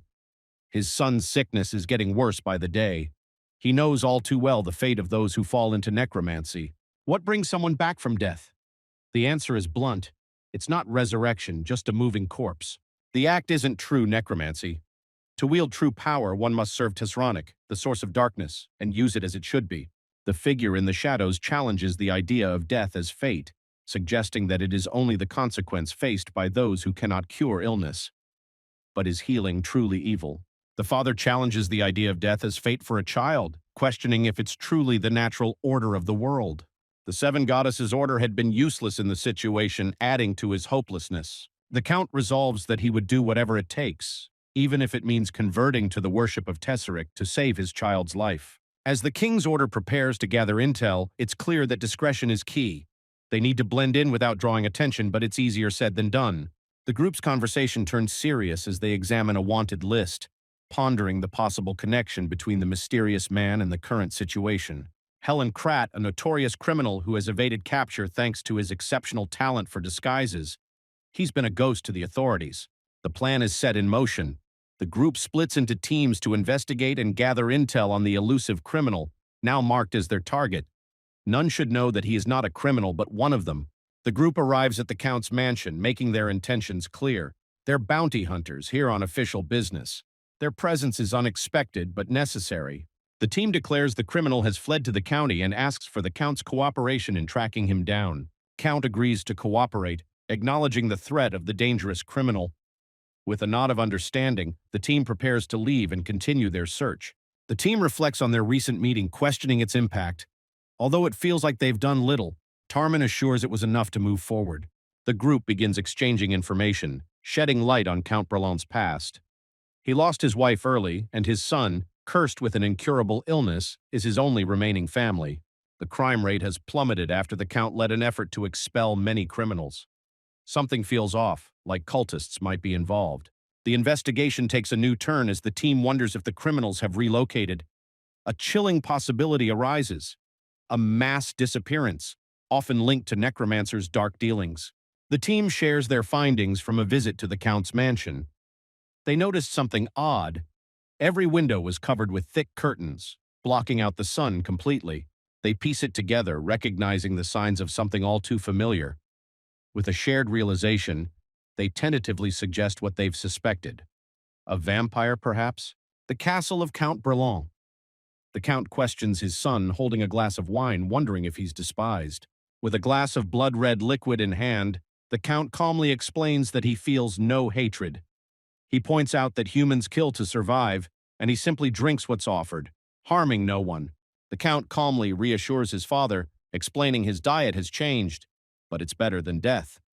His father, pleased, notes that his son remains polite and vigilant as always. The realization hits: the Order of the Black God isn't some twisted cult, but the embodiment of a new truth in this age. Things are changing fast, and it's a bit unsettling. Tesranic's arrival will restore balance between life and death. His son will finally have a chance at a normal life once more. He vows not to let his son remain trapped in a decaying body forever, despite the uncomfortable truth. As they walk through the streets, Sarathi questions why they're still investigating. Her ally, determined that they can't stop until they have solid proof to back them up. A random guy stops them, asking if they're the bounty hunters. The crew shrugs and casually asks what the problem is, ready for whatever weirdness comes next. They're told a wanted man has been found and the Count sent them to pass the news. The crew is shocked. So they found the fake wanted man? How the heck did that happen? The group gathers around the table, baffled by the Count's bizarre tip-off about a hideout for a non-existent criminal. But apparently, this criminal returns to sleep there every night. Tarman quickly figures it out. It's a trap. The mention of night makes it obvious. This is a vampire setup. The other can't help but laugh at how obvious the trap is. The team realizes the stakes. If they ignore this, the cultists will catch on and start digging into their past. Karnak can't help but groan at how slow the others are to catch on. The group is starting to realize the trap has been set up for them. One of them sighs, admitting the plan won't work. But they have no choice. They'll have to go along with it. As they sit in the dimly lit room, the Sarathi is struck by how calm everyone is. He expected more tension, but his team seems oddly unfazed, even in the middle of a trap. She casually asks about the strength of vampires. With a grin, another reassures her that they're only a few times stronger than they were as humans, nothing to be afraid of. The discussion deepens as they consider ancient vampires and their strength. If a mage or aura user becomes a vampire, they can't use their powers anymore, which makes them weaker. They'd need to train with dark mana instead. The captain chuckles, teasing the others about worrying. Confident, he claims they're the best in the kingdom. Nothing can beat them. But then, a thought crosses his mind and he pauses. An explosion rips through the air, filling the scene with an intense burst of light and chaos. The impact is powerful, shaking everything around them. The group realizes the worst. They've been ambushed. There are curses as the surprise attack comes into full swing, but they're ready to fight back. The group is stunned. When did they even get here? The enemy has been hiding right under their noses, and as it turns out, they're aware that the king's order is after them. The warriors are shocked. This enemy isn't just a vampire. They can use aura, something vampires aren't supposed to be able to do. A warrior with a blood-red sword grins, confident and ready for the battle. The team is stunned. Sir Durald, the strongest knight of Count Brelin, is the one behind this. They can't believe it. But the bigger question remains, why would someone who uses aura become a vampire? Tension rises as the team connects the dots. It's clear Count Brelin has been working with pagans. With authority from the king's order, they're declared enemies of the king and goddess, forced to kneel and accept judgment. The enemies laugh mockingly, refusing to kneel, questioning to whom they should submit. With a surge of power, they warn the enemies. Refusing to comply will lead to judgment. Magic crackles in the air. A wild shout echoes as the soldiers of Tesronic charge forward, their determination unwavering. The battle is on, and there's no turning back now. The enemy stumbles, gritting his teeth as he curses the royal forces. A deep wound is clearly painful, but his fury only grows, refusing to let it break his spirit. The enemy is forced to focus their attention on the priestess, realizing she must be their target first. A commanding shout echoes as the golem. The team braces themselves for the chaos about to unfold. A crackling energy fills the air as a powerful lightning blast erupts from the Tarman's staff. The air is charged with electricity as the attack launches forward. After the attack, he looks uncertain, wondering if he hit his target.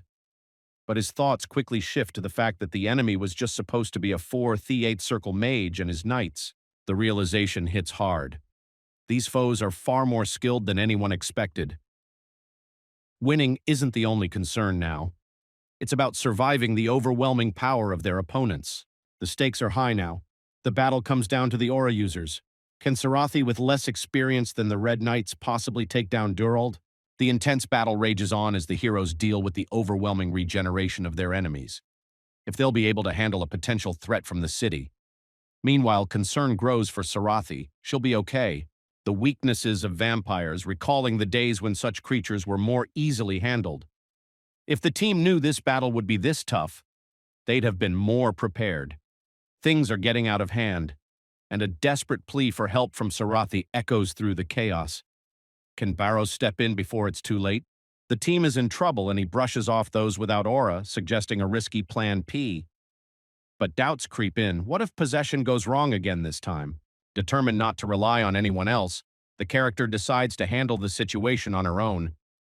With a fierce grin, she charges up an attack, vowing to overwhelm her opponent with sheer force. Battle escalates as the hero charges forward with all her might, launching a powerful attack. Her opponent remains unfazed, dismissing her effort as insignificant. However, she isn't backing down. In the heat of the battle, frustration sets in as she realizes her usual tactic won't work. Overwhelming her opponent with her aura isn't enough. What quotes the next move? The hero reflects on past mistakes, realizing that a crucial detail had been forgotten. With determination, she focuses on controlling her energy. It's clear now, she's ready to tap into everything she's learned and unleash her full potential. Focusing intensely, Sarathi gives herself a crucial reminder. Unite her mind and purify the energy flowing into her sword. Her aura sharpens. Meanwhile, the opponent stubbornly insists that her plans won't make a difference, but it's clear that the tide is turning in her favor. The realization hits hard. If Barrows were here, things would be so much easier. The hero now understands why he seemed to play with her during their previous encounter. Now the truth is clear. Sarathi quickly adjusts her strategy. Instead of targeting the blade or body, she decides to focus on her opponent's true intent. With a swift, precise motion, she prepares to strike, determined to read and counter their next move. Recognizing that she has a hidden trick up his sleeve, her opponent's shock is clear when she easily blocks his attack, catching him off guard. The hero focuses on reading her opponent's next move, preparing to strike at the exact moment when momentum is at its weakest. With a swift and decisive attack, she lands the blow before he can gain any advantage. Watching from the sidelines, the two exchange surprised looks. It's clear that their teammate has got the situation under control, no help needed. She's clearly mastering the technique. The mood lightens as the team starts to see the results of their efforts. With Sarathi holding her ground and the rest finishing their part, things are looking good for them. The victory feels just around the corner. Panic strikes as the opponent realizes just how much stronger the hero has become in such a short time.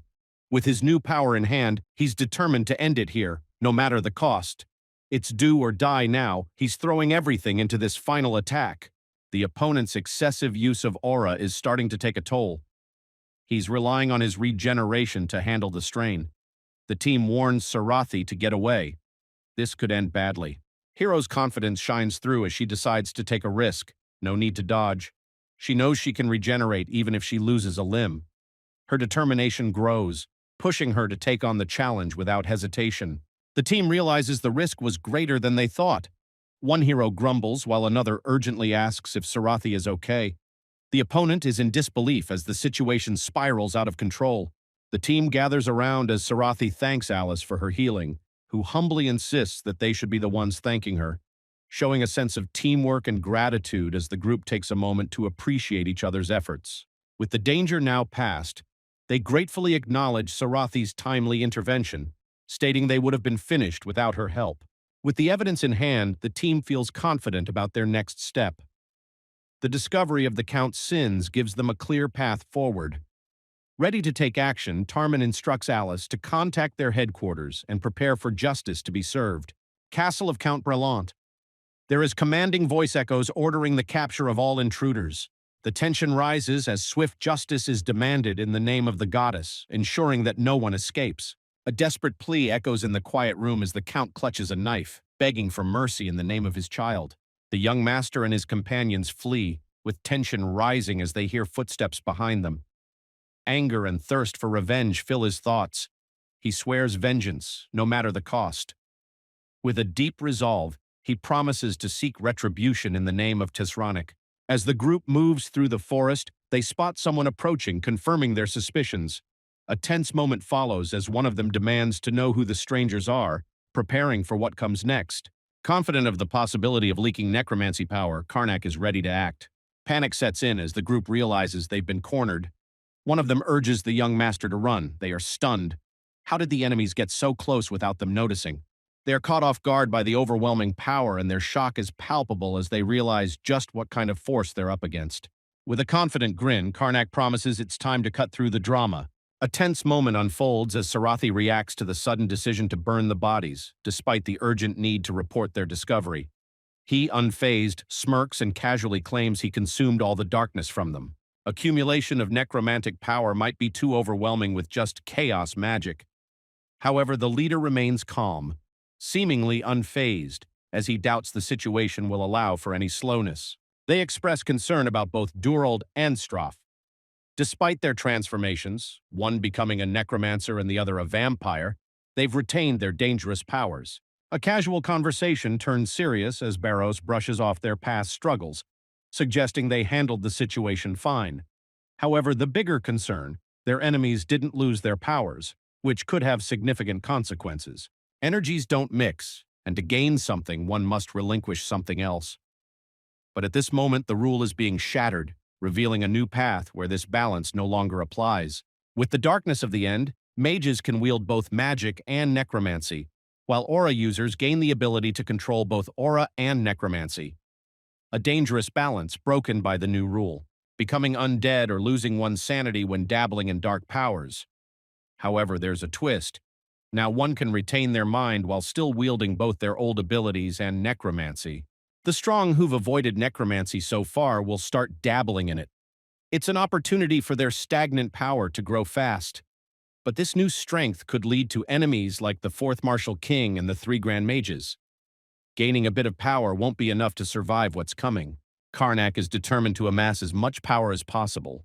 The Grandmaster praises the recruit's recent mission success, noting Tarman's high praise. Offering a spot in the King's Order, he welcomes the trio aboard with a confident smile and a badge. They are eating good today. Anyway, to celebrate their entry, they need to start working. The gang is in for a rude awakening. After not having started to celebrate their new job with the King's Order, they find themselves drowning in paperwork.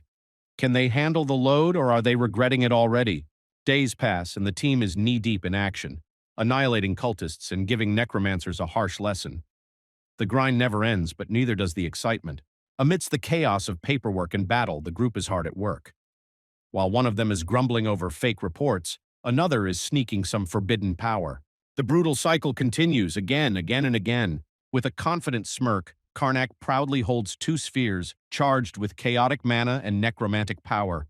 He prepares to merge them, unleashing whatever dark force awaits. The balance is delicate, and only he knows what might come next. Reaching the sixth circle, he feels unstoppable, ready to unleash the true extent of his power. The path ahead is his to dominate. At the King's Order headquarters, whispers of Baron Karnak's incredible rise fill the air. From the fourth to the sixth circle in no time, his power and speed leave everyone stunned. How far will he go? Smirking, he's informed of a new responsibility. The captain's spot of the 7th Division is his, thanks to his undeniable worth. But will he accept the offer? The weight of new responsibilities sinks in. More work ahead, but it'll bring a chance to clean up the messes, if he can handle it. A week later, border fortress of Arthra. In the basement of the central tower, a tortured scream echoes. Melia, a second-rank inquisitor and follower of Latiel, is torn between her duties and the horrors unfolding before her. Despite the grisly scene, she's just relieved to stay outside while Captain Karnak handles the darker side of justice. As the screams of the tortured man fill the air, the interrogation reaches its peak. But the torment is all part of the act. Captain Karnak and his team have been pretending, and now their captive is no more. With a sinister grin, Captain Karnak stands ready. The grim task is now his, and he's eager to continue where his team left off, showing no mercy. His turn has come. The dark figure looms, revealing the terrifying truth. Tezranik, the god of destruction and death, stands poised to reshape the world, bringing a new order with unimaginable power. His ominous presence is felt as the prophecy unfolds. Frustration rises as the team realizes yet another lead has gone nowhere. No matter how many they catch, the cultists remain clueless about the bigger picture. But the investigation isn't over. They've uncovered that 3 leaders control the order. The cult structure is revealed with a clear hierarchy: 6 cardinals, 13 archbishops, and several bishops and priests overseeing their own regions.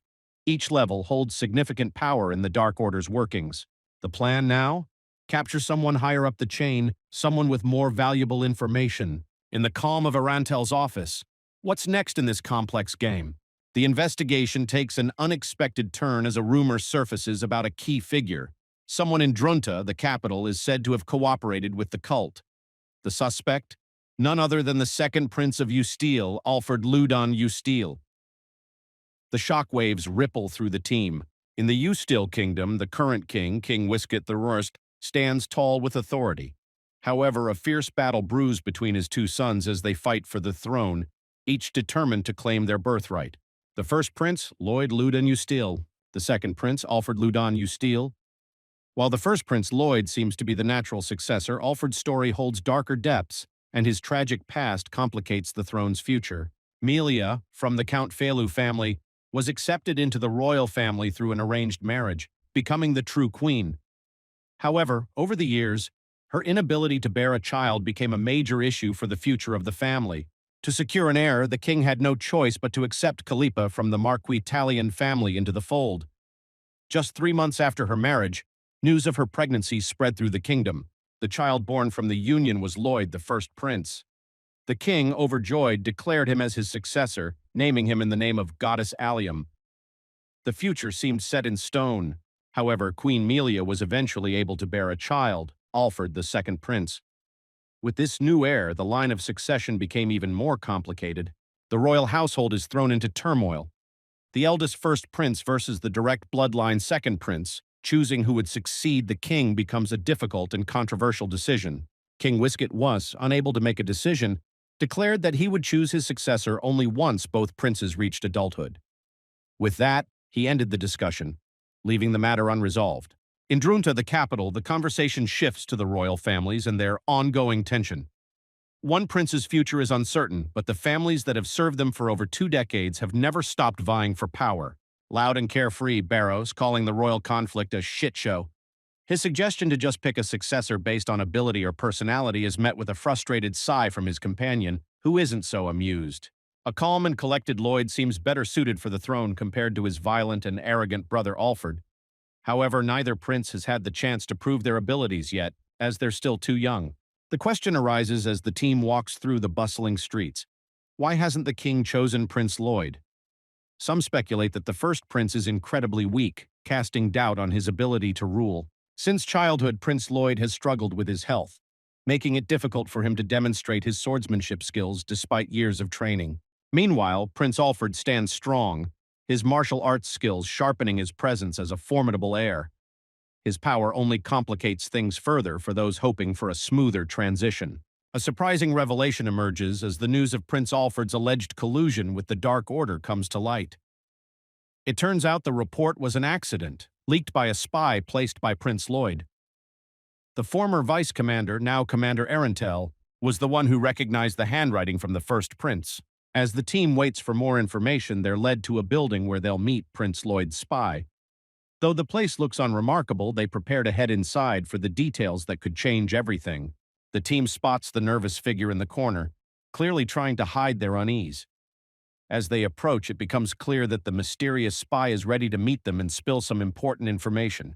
The mysterious figure in a hood responds to their question, confirming that they were selected by Sir Arentel.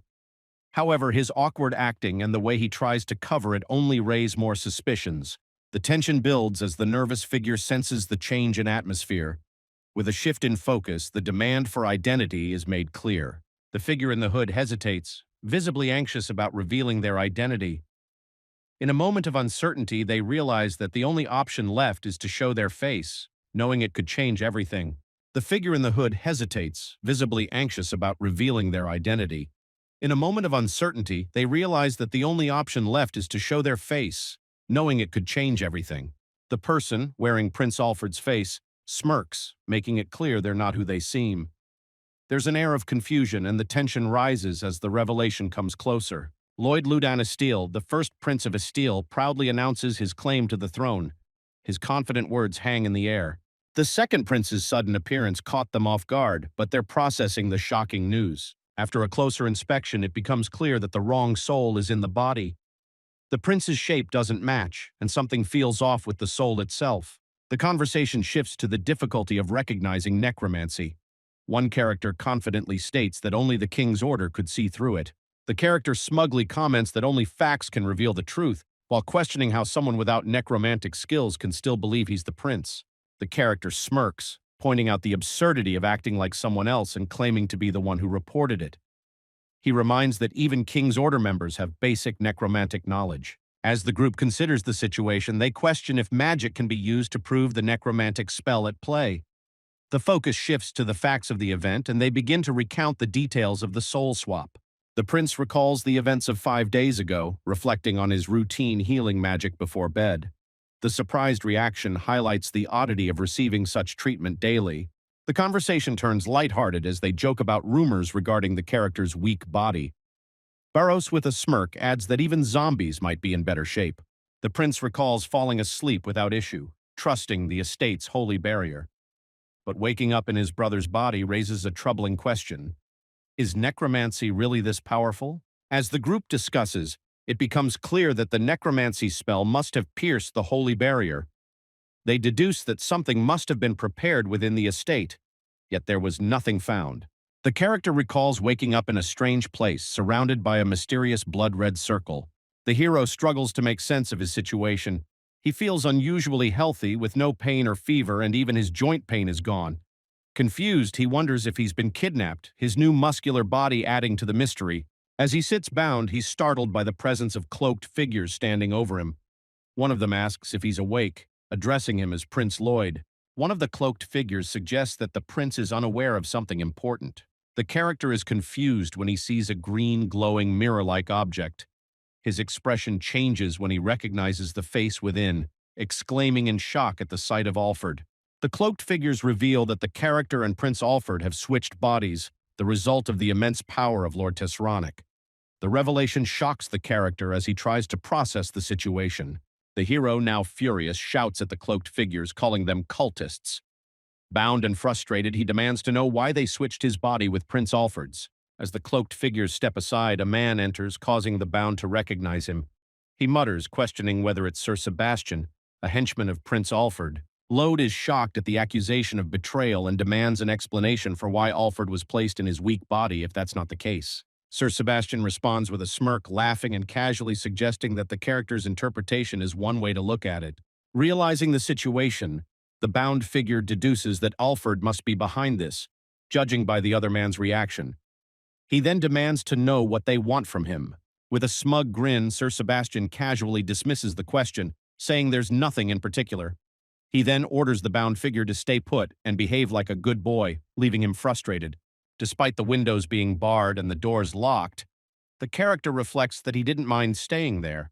In fact, he found comfort in the meals, enjoying the happiness that came from good food, even in such a grim situation. Answering on how he managed to escape, he simply smirks and cryptically replies that even after hearing his story, she wouldn't believe it. It was the first time he's had such a feast. He wonders what his foes are planning by treating him so well. Recalling the situation, the character remembers his frustration at being unable to escape due to the many eyes watching him. He also considers that Alfred's body might give him the strength to break free. The knights gossip as they walk by, commenting on how 4 elite knights are needed to serve just one meal. They joke about Sir Sebastian's overprotectiveness and question whether the prince even knows how to wield a sword. A maid calls out for Prince Lloyd to come to dinner, but upon opening the door, she finds the room empty. She wonders where he could be, searching for him with growing concern. Now the prince is attacking, surprising everyone by targeting a weak spot with precision. He explains that in a dying body, only strategy and minimal movement can ensure success in combat. The character, now feeling the power of his new healthy body, strikes with speed and precision, overpowering his opponents. The violence shocks those around him, including a maid who witnesses the carnage. After the violent confrontation, the character reassures the frightened maid, telling her he won't harm her. With a calm demeanor, he asks her to stay where she is for a moment before walking away. As he walks through the empty hall, the character reflects on his situation. He curses Alfred, realizing that the prince's strength came only from his body, not true power. He knows he needs to leave carefully, avoiding further trouble. The character, confronted by a guard, mutters in frustration about the bad luck of encountering one so soon. With a swift motion, he prepares to deal with the guard, but the latter asks where he's headed, thinking he's Prince Alfred. Surprised, he notices that the guard isn't at all intimidated by him. Realizing that they don't recognize him as Prince Lloyd, he quickly assesses the situation. Only a select few were aware of the body swap through necromancy. Thanks to this, the prince was able to navigate the palace unnoticed, pretending to take a stroll while plotting his escape. With nowhere to turn, the man realizes his servants wouldn't believe his story either. He decides to seek help from the king's order, ultimately hiding in the slums. He concludes his tale, sharing his struggles. The group strategizes, suggesting that capturing the cultists is the best course of action, though they note the difficulty of locating them once they hide. They consider deploying scouts but are wary of wasting time, as they are uncertain about Prince Alfred's next move. The goal is to force the necromancers to come to them. He sighs, realizing that taking on the role of bait might be his only option. The knight suggests that this might not be enough, asking if there's another way. With a smirk, Karnak reveals a plan to set a trap no necromancer will resist, leaving Sarathi skeptical about the mysterious scheme. Days later, the hunt begins. Alfred's supporters wonder where Lloyd has hidden, fearing that contacting his supporters could cause serious problems.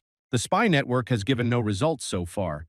Bishop Detzrus, a necromancer and 5 Theth Circle mage, grows increasingly anxious, knowing that time is running out. The plan is simple. Bring Prince Alfred's body here when the time is right, and everything will go according to plan. The necromancer casts a spell and confirms the soul change ring is intact. However, he remains cautious, questioning if necromancy can be used to track the prince's body. If it were that easy, they would have done it already. The conditions for the spell must be met, yet even the spellcasters do not know all the requirements. The search is on. The team rushes to find Prince Lloyd, and a surprise alert announces that he's been spotted at the south near Delane Street. But where exactly? The hunt for Lloyd's supporters continues. There's relief as no contact has been made yet. Orders are given to send the Crimson Flame Squad to track them down. Delane Street, they finally found the prince. The team makes it clear that they've been ordered to take him to a specific location, even against his will. Just as they approach, someone intervenes, confronting the strangers. She warns the attackers, daring them to take the prince away. Suddenly, an eerie chill fills the air, surprising the group as they face the unexpected. The situation is getting intense. As the dark energy fills the air, one of the figures can't help but wonder if this is the evil spirit of a necromancer at work. The mysterious figure launches a deadly wave of necromantic power, sending the enemies flying. Panic fills the air as the horrifying force makes its mark. The aftermath is chaotic. The prince, filled with dread, horrifies, understanding that it's really magic. 2 days ago, the hideout in the slums is where they plan to set a trap for necromancers. They know necromancers prefer secrecy, so the key is to set a strong enemy under the same conditions to lure them out. The plan involves using a necromancer as bait. The enemies will think they won't be called upon, but we will join forces with necromancers to draw them out.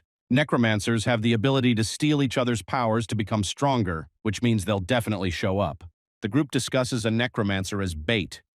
They're strategizing how they can manipulate their target, even if it means looking suspicious. They'll target necromancers with this plan. The conversation turns to necromancy with skepticism about whether it's really that dark of a magic. It's simply magic, not the cursed art. A slight relief is felt. The prince's voice is steady, but his expression shows doubt. He asks if it's enough to rely on just one escapee for information, while his companion reassures him it will be fine. Karnak is certain the plan will work, just waiting for the necromancers to fall for the trap. It's a calculated move, no turning back now. The conversation shifts to a surprising witness, a member of the Crimson Flame Squad who saw the dark magic firsthand. The gravity of the discovery leaves one speechless. A quick, sharp reply follows, hinting at a deeper, more ruthless strategy, an eye for an eye. The three necromancers step up with confident grins, ready to handle whatever challenge lies ahead. Dealing with the dead? They've got it covered. Their leader, a bishop-level mage, promises that everything will go according to plan, earning trust from his comrades. With steady footsteps echoing in the dimly lit room, the necromancer in charge assures his comrades he'll bring the target. Their mission is clear. No one's escaping this time. He grins wickedly, recalling their recent success in defeating the Crimson Flame Squad. He's not stopping there. He plans to harness every ounce of that power for himself. Under the moonlit sky, two figures in cloaks discuss their next move. If these new necromancers are targeting their powers, they'll need to be ready for a confrontation. The plan is set. Two will lure the necromancer while the third hides and waits to ambush. The duo grumbles about being the bait, but they're committed. As the moon rises, the mission begins. With a fierce incantation, the dark mage calls upon the cursed souls of fallen warriors, commanding them to rise. The air crackles with energy as their forms materialize. The dark spirits surge forward, their ethereal forms swirling in a vortex.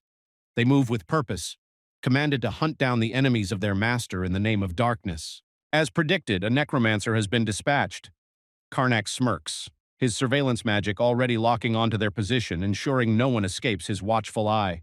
The group reacts in surprise as they realize the full scale of the threat. With ghosts closing in, Barros remarks on how quickly their adversary must have moved to launch this attack. With the enemy closing in, they swiftly arm themselves, preparing to face whatever comes next. No more waiting around. Action is the only option now. They assure the prince that they'll handle things on their own this time, but he seems hesitant, unsure if he should remain behind or join the mission, and promise to gather any valuable information if things go awry. The task is set, though some hesitation remains. The group shows up carrying what appears to be an odd assortment of items. It's their optimal anti-cultist armament. The cursed souls surge toward their targets, wreaking havoc. Innocent townspeople are swept into the chaos, their screams echoing through the streets. As the damage unfolds, a pair of allies looks on, furious at the ruthless attack. More corpses equal more servants. The necromancer confidently commands his minions, directing them to the battlefield with a wicked smile. The unexpected weapons in hand, a mop and a frying pan, raise some eyebrows. The attackers watch in disbelief as their foes wield strange, unconventional weapons. They can't help but wonder, is this some bizarre form of necromancy they haven't encountered before? With their enemies in sight, the team springs into action. The plan is in motion, and there's no turning back now. They take their first steps toward the battle, determined to succeed. The battle escalates as weapons clash and strange powers surge. As the duo fights fiercely, their enemies make their move, determined to stop them at any cost. A chilling incantation fills the air as the lost souls begin to rise from the depths of chaos. With hands reaching from the abyss, they answer the call, an unstoppable force unleashed. Acknowledging the formidable skill of their opponents, the necromancer's ally urges action. It's been a while since they encountered such powerful necromantic energy. Time to strike. The battle rages as Barros skillfully maneuvers, seemingly defying the odds. He's just annoyingly moving around? Sarathi fights with ferocity, overwhelming her attackers. Why is she so tough? As the chaos continues, he gives a quick command to his companion, setting a plan in motion. As the duo launch an unexpected weapon, leaving their enemies confused. What's coming next in this wild battle? The necromancers are stunned as their powerful field is torn apart by the opposing energy. Struggling to comprehend the overwhelming force, they face the reality of their disadvantage. Barrow smirks, confident that their unconventional weapons will be enough. Meanwhile, the opposing team is rattled, confused by the strange spells and techniques being used. One of them steps forward, ready to take control of the situation. With a powerful chant, the warrior taps into the dark forces within, transforming into a demonic form. His enemies gasp, realizing they've just encountered a powerful new threat. Sarathi took the lead. The demonic warrior unleashes a blast of hellish power, his fury surging as he transforms. He's sure there is no match for his form. With a fierce grin, she swings her frying pan with full force. Frustration builds as the demonic warrior faces the unexpected. His powerful movements falter under the mysterious forces whenever his foes swing their utensils. Karnak, filled with confidence, mocks the necromancer's efforts, seeing them as mere distractions. His relentless power pushes forward. The distractions are working, but now the real power is about to emerge. Soon they'll all see through the tricks and feel the true force behind this chaos. He's confident, yet the situation still doesn't feel right. Something's off, and the unease grows. What is going on? The necromancers are present, but the true source of death energy is coming from somewhere else entirely, the attackers think. This unexpected revelation shakes things up as the battle intensifies. The air crackles with tension as they realize they've been misled, and the attack's real source remains hidden. The demon is visibly frustrated, realizing that the current battle is a diversion. A shift in the air tells him that the real focus lies elsewhere, and the fight with the foolish opponents is just a distraction. The group's attention is drawn to the rooftop where the true necromancer awaits. Despite the clever diversion, they've caught on. Now it's time to end this once and for all. With the true threat revealed, they waste no time. Distractions mean nothing. Now all that is needed is to defeat the real necromancer. Karnak grins, mocking the hero's realization. He casually reveals that despite their efforts, he's perfectly fine. And not only that, he's in complete control of the situation. But their seemingly ordinary weapons are deceptive. Even as the beast charges, they prepare for the brutal reality ahead. Who said their utensils wouldn't hurt? The enemies are captured, but there's no time to relax just yet. A strange force wraps around them, causing pain. A voice commands them to wake up as the group prepares for what comes next. Saptives struggle against their restraints. Kership, promising that the group hasn't seen the last of them. They realize with shock that the necromancer they've captured is nothing compared to the one still at large. He's stronger and far more dangerous than they expected. Karnak, now fully revealing his power, smiles confidently. It's time for a chat, and they won't like what he has to say. Realizing the situation, the two decide they can't let their defeat make things worse for the Order, knowing they are no match for the necromancer. They call out to Lord Tisronic, seeking refuge under his power, their fate now tied to his dark force.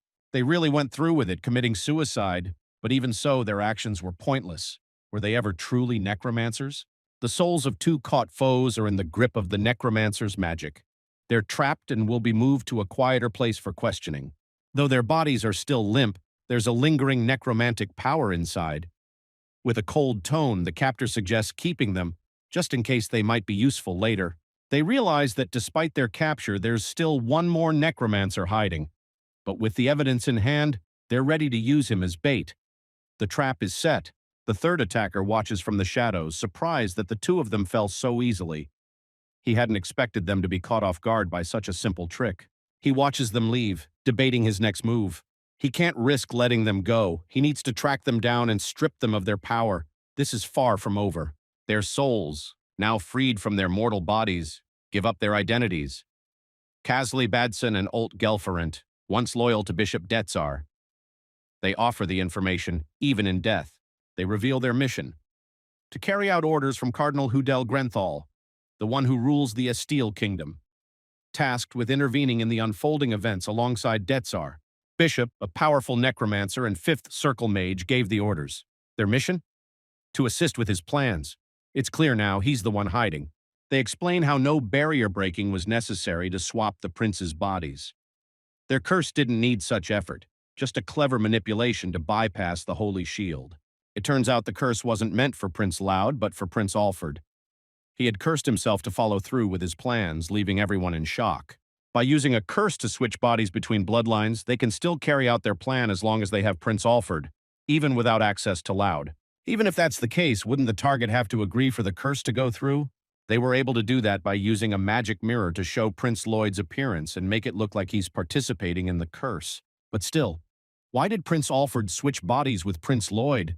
Is there anything to gain from that weak body of his? The situation intensifies as the necromancer, suddenly appearing, confidently declares the end is near. With the dark power swirling around him, it's clear he has no plans of letting anyone escape. His eerie composure, he is visibly startled. Even while casting a curse, the group managed to avoid it. He wonders how they dodged it so easily. With a smirk, Karnak confidently identifies his opponent, expressing his satisfaction with his instincts. He's sure this is the one he's been hunting. The necromancer is caught off guard. This isn't what he was expecting. With a scowl, he forces himself to focus, determined to stay sharp and ready for whatever comes next. He begins his incantation, summoning the shadows of the bitter cold. A swirling vortex of ice and darkness opens before them, a gateway to Acheron. The intense battle continues as sharp icicles pierce the air. A chilling wind sweeps through the scene. With a flick of the hand, icy beasts emerge, their claws slashing violently. A strange shift in the air leaves everyone on edge. The space around them bends, much like the eerie confrontation with Stroff. They're dealing with the same kind of foe. The situation feels eerily familiar, but this time it's worse. Both mana and necromancy are at play, and there's little they can do in this tangled mess. Despite the dangerous similarities, the situation isn't as bad as last time. They didn't face many problems before, so there's no reason to panic just yet. The situation's tense as the space shifts around them. A new barrier needs to be set, just like the one they used with Stroff, to contain the growing power. With the icy grip of necromancy still swirling around them, there's little time to act before things spiral further. Detzrus's grip on his necromantic barrier falters as it suddenly vanishes. With a look of disbelief, he watches as the very thing he relied on crumbles away, leaving him vulnerable. The group presses forward, ready to capitalize on this opening. He is caught off guard, realizing they've met someone who knows how to break his curse, but he quickly recovers, warning himself that this isn't the end. The power given to him by Lord Tisronic still gives him an advantage. The dark shadows of the summoned spirits swirl fiercely, obeying their master's call, unleashing a chaotic storm of spectral figures. With his command, they tear through the air, closing in on their targets. The trio braces themselves as the swirling blue spirits charge toward them. Their determined stance is a clear sign they're ready to face the oncoming storm. Tension fills the air as the spirits close in, their ethereal energy crackling. With a wicked grin, the caster launches a barrage of fiery magic bullets. The sizzling shots are launched toward their target, crackling with destructive force. The team's energy shifts, with power surging through them, much stronger than before. Confident in their increased power, they prepare to unleash their new abilities. The enemy is stunned. He realizes the attack isn't something a necromancer should be able to use, unless they're under the powerful blessing of Tesranok, which could explain the unexpected power. Karnak, with a smirk, calls out to Sarathi. His piercing gaze and the swirling spirits around them indicate that the game is nearing its climax. It's time for her to stop pretending to be a necromancer. The intense battle between Sarathi and the summoned spirits escalates as her sword gleams with fiery determination. With one powerful slash, she sends a shockwave through the ethereal enemies. Detzra's face shows a mix of disbelief and frustration. He wasn't prepared for this. An aura user is on their side too. His curse might not be enough after all. The battle keeps going with the spell calling for Nemesis' ghost to destroy enemies. He's taken aback by the unexpected combination of magic and necromancy being used against him. His surprise is clear. This isn't a power he expected from someone who doesn't serve Tsaronic. The bishop, visibly skeptical, clenches his fists around the glowing orbs. His expression shows his disbelief, convinced this is just another deceptive trick. The battlefield is alive with movement. Despite their banter, their power is clear. It's not just physical strength at play, it's something else entirely. Undeterred by their presence, he summons divine wrath, expecting his power to dominate. As Karnak assesses the overwhelming situation, he senses both necromancy and magic in the air. He knows this is a bad sign. a dangerous combination that could turn the tide against them. Detsraz commands the earth spirits to rise, summoning a massive stone golem. The force of the spell leaves the ground shaking as the beast roars in response, ready to crush the enemy.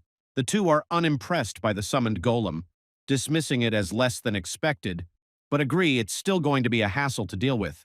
Sarathi confidently steps up, claiming the golem's no challenge for her, leaving the task to her as the others step aside with ease. The swirling vortex of green energy intensifies as it responds to his will. That one looks annoying. It doesn't have a physical body, and it's able to use proper swordsmanship. But Mage knows its weakness. The bishop hopes it's the true dignity of a god. Golem is able to finally teach them a lesson. The fusion of magic and necromancy has brought forth a golem wielding death armor and unmatched skill. This won't be easy. Sarathi confronts overwhelming power, recognizing that this enemy surpasses even high-ranking demons. With a powerful command, the warriors unleash a devastating attack. This didn't work either. Frustration mounts as their plans falter. The group stands in uncertainty, awaiting the next move from their leader, who remains calm under pressure. A tense moment unfolds as the group faces an unexpected threat. Karnak is carefree while the others scramble, realizing the danger is closer than they thought. With determination, the team splits to face their enemies. Barros is to take Detsraz, Sarathi is for Golem. The Golem's power proves overwhelming as the warriors struggle to make an impact. Their attacks are barely scratching the surface. The Golem strikes with terrifying power, leaving the group in disbelief. The enemy's authority is undeniable, but the warriors are determined to find a way forward. As the pressure builds, the group urges their calm leader to act. Realizing the stakes, they reluctantly prepare for the use of a trump card. The question's left for later. In order to fight a golem, they need to be strong. Isn't it too obvious? With a grin, Karnak dismisses the usual strength and reveals a secret backup plan, ready to use it at the perfect moment. Two figures appear, eagerly awaiting orders from their master. With a sharp remark, he responds, hinting at the involvement of two familiar necromancers. Kaylee.ult. A lantern glows with cursed energy as a powerful incantation is spoken. The souls of fallen warriors rise, ready to serve. A powerful figure summons the infernal energy of hell, embracing the chaos and claiming dominion over it. The bishop is astonished by the enemy's power, realizing that the control over the necromancy of the dead and the complex spells is beyond anything they expected. The Golem Knight receives command to attack. The battle reaches a boiling point. Is it over for now? Detsraz smirks with confidence, mocking their enemies, hoping that those two can't kill him. Someone is going to meet with a brutal attack, because those two are not the only guys there. With a fierce command, the battle intensifies. The beasts are to rise and eliminate their foes. With a swift movement, the warriors spring into action, attacking with deadly force. Frustration mounts as the fighters use overwhelming numbers to their advantage. The call for protection echoes as the Golem Knight is summoned to defend the bishop. The fierce battle continues as the Golem Knight and Sarathi clash. A powerful strike lands, but it's clear the enemy is far from finished, mocking the failed attack. The battle takes a sudden turn as the warriors celebrate a successful strike. Golem's armor broke. Confusion and urgency fill the air as the enemy closes in. The battle rages on. Detsraz, frustrated, fears Golem's armor is on the brink of destruction. Frustration grows as the enemy calls upon the powers of darkness, summoning the Golem Knight's full potential. Meanwhile, the battle escalates, with each warrior pushing their limits in a deadly clash. Despite their attacks landing, the warriors realize they need something stronger to defeat their foe. The enemy commands his beast to eliminate the stronger warriors first, Kale and Ult, as the battle is turning dire. Realizing the gravity of the situation, they calmly acknowledge the imminent danger. For both parties, shock and horror grip the scene as corpses explode with malicious intent. The bishop, stunned, demands an explanation, questioning the humanity of the act. Karnak smirks, mocking the necromancer for his hypocrisy, and demands whether he has any more tricks left to play, clearly not impressed by the threats. The tension builds as the character realizes the true threat of their opponent, fearing capture and torture. In a desperate bid, they offer their soul to the dark power. The group reacts with frustration as one more enemy attempts to take drastic measures. They mock the futile effort, knowing that there's no point in killing yourself, knowing that his foe is a necromancer. A mystical green energy surrounds the figure as his soul appears, much to the group's frustration. Something went wrong. The realization hits that the soul is being transferred as part of a contract, its destination now clear, to SSS-Rank. As the soul begins to vanish, the group watches in shock. Frustration builds as they realize they've lost their chance to obtain valuable information. With the moment slipping away, doubts begin to creep in. The group spots something suspicious, a soul that seems to be Detsrus's. But questions quickly rise. Why is it here instead of where it's supposed to be? It seems like the soul transfer spell failed, and Detsra's soul ended up in the wrong place. The group can't help but laugh at the mistake. The necromancer's mistake is becoming clear, and with the soul being torn away, the team sees it as their chance. They arrive at a seemingly safe place. The urgency builds, with the group ready to begin, but doubts linger. Will the method they've used before still work under such pressure? Barros explains how the young master's necromancy is both powerful and perilous. Seems Detsra's is equipped for the worst. Karnak's command echoes with authority as dark forces respond to his call. The group notices the unexpected development, realizing something darker is happening. It's a demon of insanity protecting him. The demon drives anyone who tries to approach the soul completely insane. The demon, once a terrifying force, now appears to be succumbing to its own madness. After the chaos, the demon disappears as easily as it appeared. But that feeling? When one stares into the abyss, it stares back at you. Now Karnak's concerned with the soul's reputation. Should he try being nicer or something? The young master demands answers about Prince Alfred's strange actions. The necromancer speaks cryptically, revealing a curse intertwined with a plot for the throne. Karnak insists on knowing the full extent of the plan. With growing tension, he demands the necromancer explain the connection between the curse and the crown. The prince's return prompts immediate questions. As they approach, he asks about the status of the necromancers, eager to know if everything is under control. The prince acknowledges the findings, praising the effort. His curiosity piques as he eagerly asks for the details of the discovery, ready for more crucial information. Relief spreads across the room as the temporary nature of the swap is revealed. The prince further explains that Alfred had planned to switch back to his own body eventually. The key to reversing the curse, placing the cursed object under the moonlight during a full moon. It's a delicate, precise process to reclaim their true forms. The final step in the curse reversal, a drop of Alfred's blood with no need for a necromancer's intervention. The ritual becomes more accessible but still risky. It becomes clear the fresh blood is key to reversing the curse, and Alfred's body swap with the prince was part of the plan to capture it.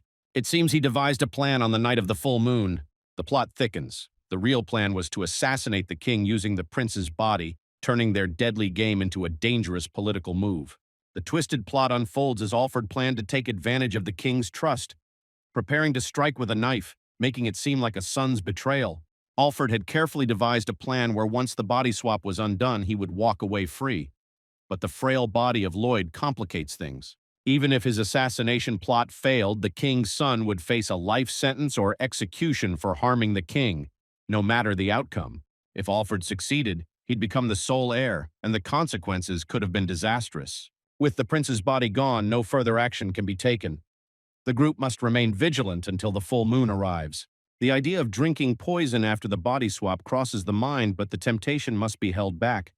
Such anger over the situation is hard to suppress.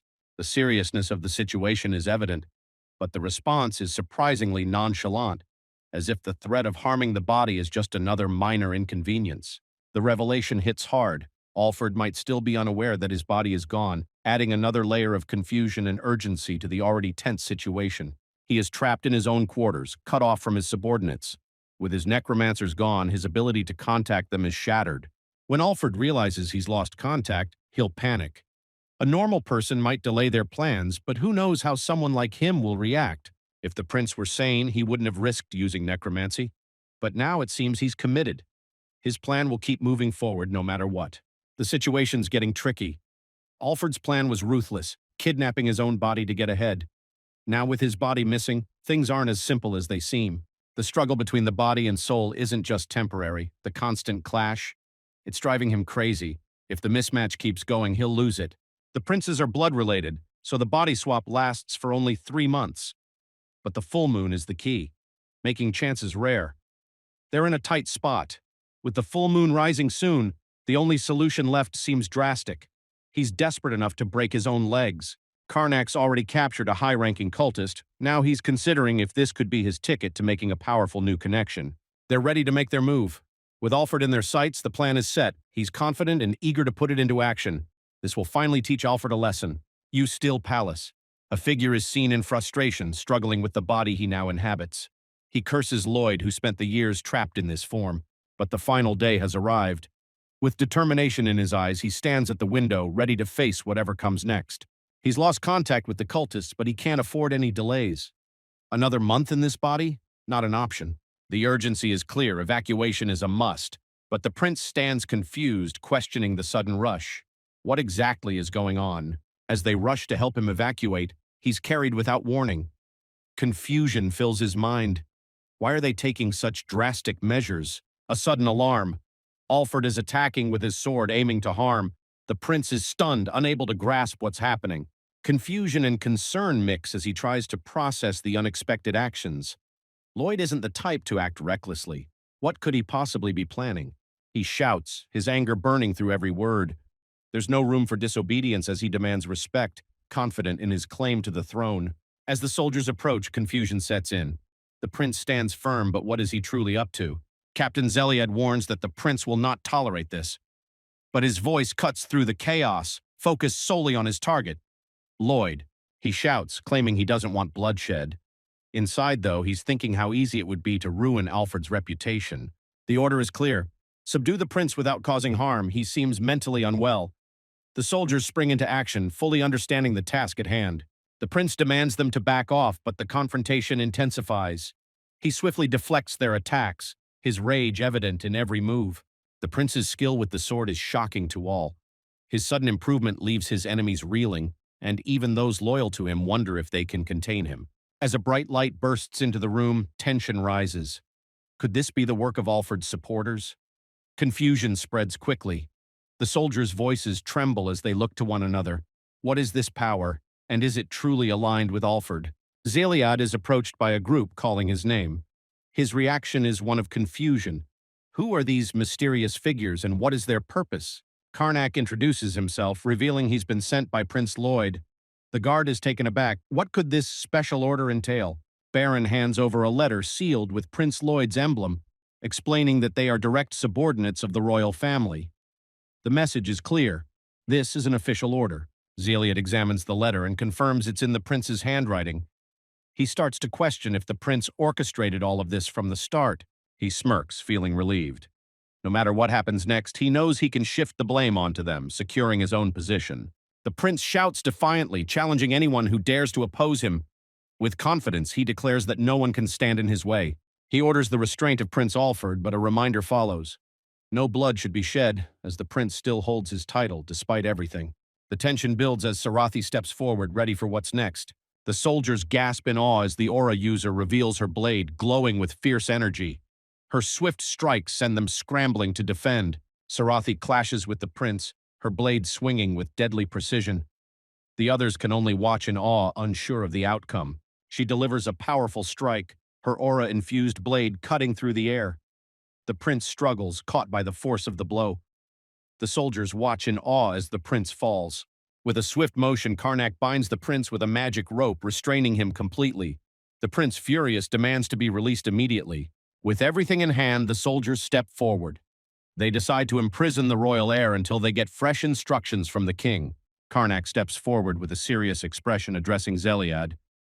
He has something important to share, something that could change everything. The news about Alfred's capture spreads quickly, with disbelief in the air. He's now imprisoned in the palace, awaiting further orders. FND, a new question arises. How is it that Lloyd knows someone from the king's order? The question arises about the dinner plans with the king. It's about time to meet with him. However, the immediate priority is clear. The prince's safety must come first. The dinner plans with the royal family have been abruptly cancelled, and frustration mounts. Frustration takes over as his plans fall apart. The full moon is rising, but with his body locked away in prison, how will he ever break the curse? A surge of energy overwhelms him, and he can't believe what's happening.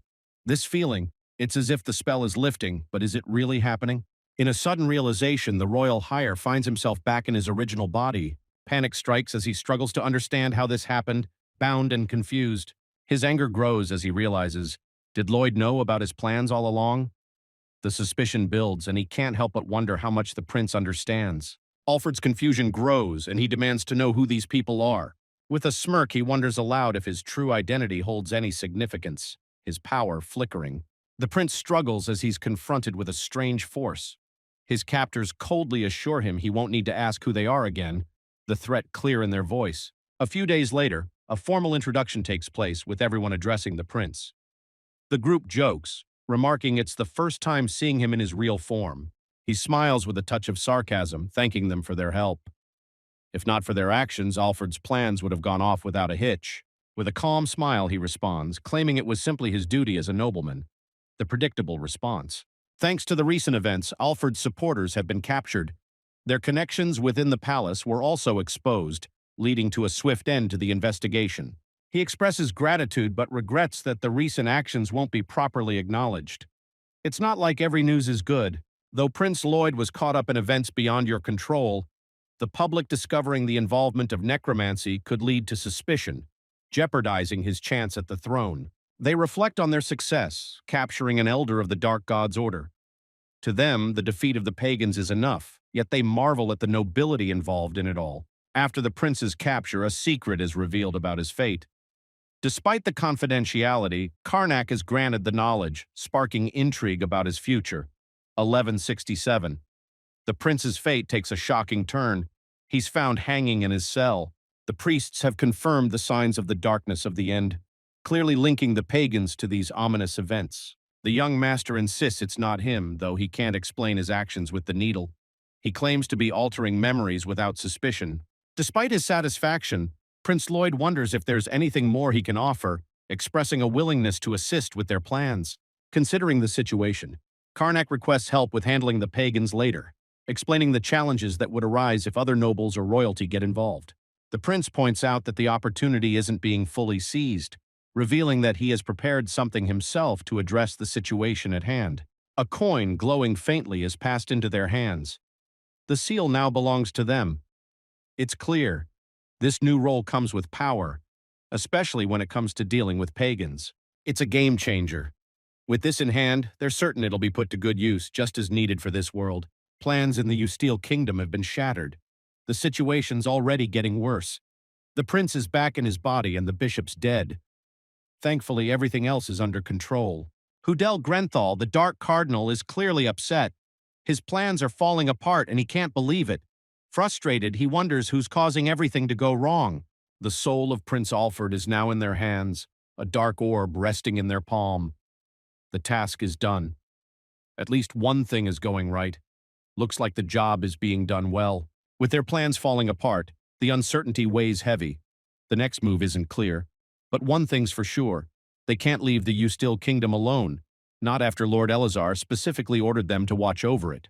A few months ago, Lord Elazar gave Hudel a clear order to monitor the northeastern region. Elazar de Replation, the priestess of destruction, senses something wrong and warns to stay alert, her bad feeling urging caution for any unusual events ahead. Hudel, irritated, asks for more details, questioning what exactly Elazar means by unusual. He clearly wants a more specific explanation.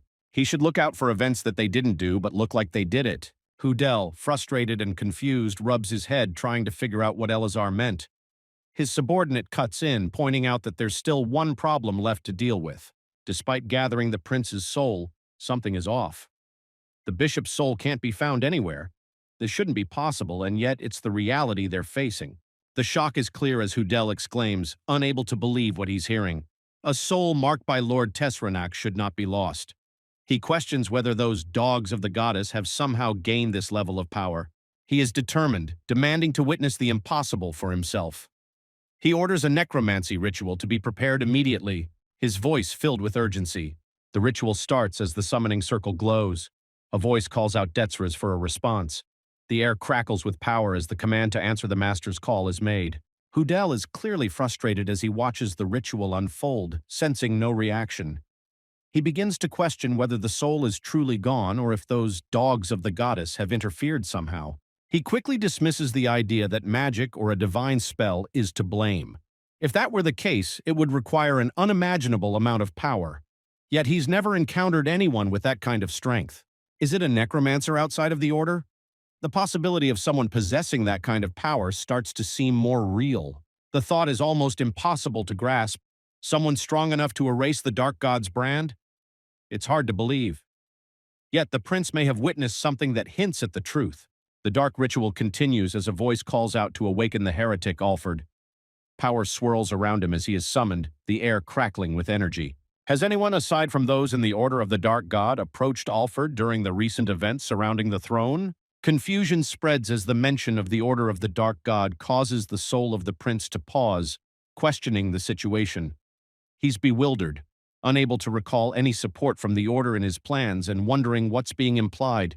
The confusion grows as he realizes the prince doesn't remember the Order's involvement at all. The thought crosses his mind, did those fools actually alter the prince's memories? Could a mere necromancer even do such a thing? The realization hits hard. What they were warned about has come to pass.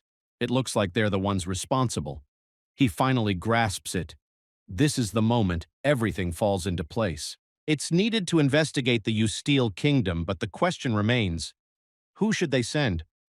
To buy more time for the investigation, creating a distraction is the only option. They discuss using the sword sent by the main sect, though there's a concern it's not fully under control yet. Hudel smiles confidently, dismissing the need for control. Hidden dangers will only reveal themselves when the time is right. No matter who is behind this, the truth will come to light. A few days later, on the outskirts of the capital, a figure cloaked in mystery sits in the shadows. Karnak is determined to uncover whatever secrets lie ahead. The Dark Cardinal, Hudel Grenthal. It seems like he's up to something, planning in secret. Keeping an eye on him, it's possible to uncover something important. A peaceful moment is interrupted by the voice of the young master calling out. As the group shares a light meal, the atmosphere is lighthearted, but reality sets in quickly. There's no real rest to be had. They've been too busy gathering information and resources, but now the question remains, did they find anything of use? Karnak reveals some surprising information. Hudel Grenthal, the Dark Cardinal of the Order, seems to be the one pulling the strings. At 20, with an impressive appearance, he operates mainly in the western border region. He reveals something even more intriguing. 2 glowing orbs, one blue and one green, floating in his hands. The conversation shifts as they discuss the fusion of magic and necromancy, something Detzras had been using. Karnak explains how he figured it out during an interrogation, confident that he can now combine both powers. A few days later, they gather, curious about the sudden meeting. Their leader casually explains that he spent the time figuring out how to use his new powers, leaving them a bit confused. He explains the fusion technique, originally created by removing death energy from his necromancy. Now he combines mana and death energy, creating something that resembles necromancy, yet it's the complete opposite. Young Master confidently reveals that he's figured it all out. After some research on how to use his newfound abilities, he's eager to show them what he's learned. He raises his hand with determination, calling upon the soul of the earth. The ground shakes and cracks as energy surges, responding to his command. A massive golem rises from the earth as they watch in awe the result of his spell. Curiosity strikes, and they ask if he's applying death armor like Detzras did. He quickly responds, denying it. His method of casting spells is different. They watch in awe as multiple golems emerge from the ground, their massive forms filling the landscape. The sight is beyond incredible, leaving them stunned by the sheer power and scale of it all. They look at him in disbelief, amazed by the sheer number of golems. A question arises. Has he always been able to summon so many? Considering the need to cast a spell on each one, they wonder if even an archmage could manage such a feat. He explains his method. Rather than using manipulation spells, he's inserting residual thoughts into each golem, utilizing chaos magic to control them. This is how he's able to summon so many at once. Karnak nods, confirming that he's combining the best aspects of magic and necromancy. It's a safer method, too, as it avoids exposing the death energy during the process. He confidently announces his plans to develop even more unique spells. This path will allow him to grow stronger, enhancing his abilities even further. The mage admits with a grin that casting this spell is no easy feat. Not sure who created it, he's certain it took at least 3 archmages to develop it. Barros reacts with surprise, questioning why the elders would delve into necromancy, and receives the reminder that if you combine necromancy with other powers, its strength grows exponentially. Sarathi acknowledges that they will need to grow stronger as well. Then, she asks Sir Barros about the progress of the aura awakening, but the latter admits he still can't figure it out. Karnak suddenly remembers and excitedly shares his discovery. While talking to Detsras, he figured out the reason why Barros wasn't able to awaken his aura. They look at him in surprise, eager to hear more. He is stunned to hear that he once used to be a necromancer. He's always been skilled with a sword. But the mage explains, it's not as though there's a set path to becoming a necromancer. All one needs to control dark magic is the ability to manipulate dark energy. However, since his return to the past, Barros has been avoiding dark energy altogether. The issue isn't his physical body, but his soul. During his time as the Dark Knight, his soul must have been tainted by dark energy. His unique abilities, possession, and dark battle aura were a result of this. Barros is taken aback, wondering how this is different from being a necromancer. Perhaps they should have cleansed his soul upon returning. He realizes they might be too late to fix things. Everything has been going wrong from the very start. After realizing he'll need to figure it out himself, he expresses frustration. Annoyed, Barros groans and shouts that he hates thinking. The headquarters of the King's Order looms ahead. Rest and training have made them stronger, ready to face even a 7th Circle mage. Captain Karnak returns, but something seems off. As someone rushes to inform him, the tension in the air hints at something urgent. A bloodthirsty monster has appeared in the kingdom's southern region, sending a ripple of unease. But isn't it typical for such creatures to show up? The number of casualties in the last 10 days has reached 500. The shocking news leaves everyone in stunned silence. The group gathers around the table. The commander, thanking them for their quick arrival, sets the tone for the urgent meeting ahead. The 1st Battalion General Jikin, a powerful 7th Circle mage, is introduced. The 1st Battalion's officers take their seats. Trive, the Blue Knight, and Harris, the Red Knight, await further instructions in tense silence. Our heroes wonder, even the powerful 1st Battalion of the King's Order is present, confirming just how serious the situation is. With everyone gathered, the commander begins his explanation, revealing that it all started 10 days ago in a small village called Merida. Villagers and cattle were found dead, their blood completely drained, like dried-up mummies. The King's Order suspected a vampire and sent a team to investigate. The investigation turned grim as everyone sent to explore the area was found dead. During that time, 4 other villages fell within 5 days. The danger eventually reached Achenbart, a major city. Thankfully, many witnesses survived, helping the Order uncover the truth behind the monster's rampage. The monster's true identity was shocking, a young child wielding a vicious-looking greatsword. The Order compared witness accounts to old records. The true source of the chaos was revealed. A cursed sword that turns its human host into a bloodthirsty vampire, causing them to kill and drain others to grow stronger. The cursed sword, now named Merida after the village where it first appeared, is the source of all the horror that's spread across the land. A magic sword? The group is skeptical, but the terrifying power of the weapon leaves them questioning whether such a sword could really exist. Releasing cursed artifacts filled with dark energy and causing chaos is a specialty of the cultists, which is why the Order suspects the Dark God's followers. The 5th Battalion of the King's Order is called upon to resolve the crisis, standing ready as the true strength behind the Order's command. Devastating news arrives. The entire 5th Battalion has been decimated. The room falls into tense silence as the gravity of the situation sinks in. The unease at headquarters now makes sense. The shocking loss of the 5th Battalion explains the tension everyone had been feeling. This is the most serious crisis the King's Order has ever faced. The commander knows they can't sit idly by, so he's called the best to handle it. Trive is asked whether he could take on the entire 5th Battalion under the same circumstances. He answers that it's practically impossible, even without sleep or food. The commander acknowledges the difficulty of the task at hand, explaining that none of them would be able to handle it, all because of the cursed magic sword. A curious question arises. How can a magic sword rival the power of a purple knight? The disbelief lingers. The disbelief continues as they try to process the impossible events. Even with Dietrich's power, it's hard to accept how everything that seemed impossible is now reality. The immense power from the magic sword should have torn the human body apart. Yet something about the situation doesn't add up, leaving Karnak with doubts. 1252. The commander declares that he will join the mission despite his high rank as one of the only 2 purple knights in the kingdom, causing some concern. The cultists may be planning to lure the troops into the wilderness.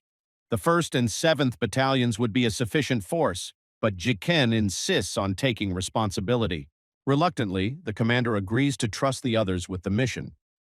He appoints Jiken as the acting commander in his absence. Though the decision weighs heavily on him, the commander appoints Karnak as vice commander for the mission. He responds with a simple acknowledgement, ready to take on the responsibility. The leader begins to outline the joint operation plans between the 1st and 7th Battalions, with the goal of defeating the powerful magic sword Mereda. The group arrives at a destroyed village in Jeteva. The sight of lifeless bodies scattered across the ruins is enough to send a shiver down anyone's spine.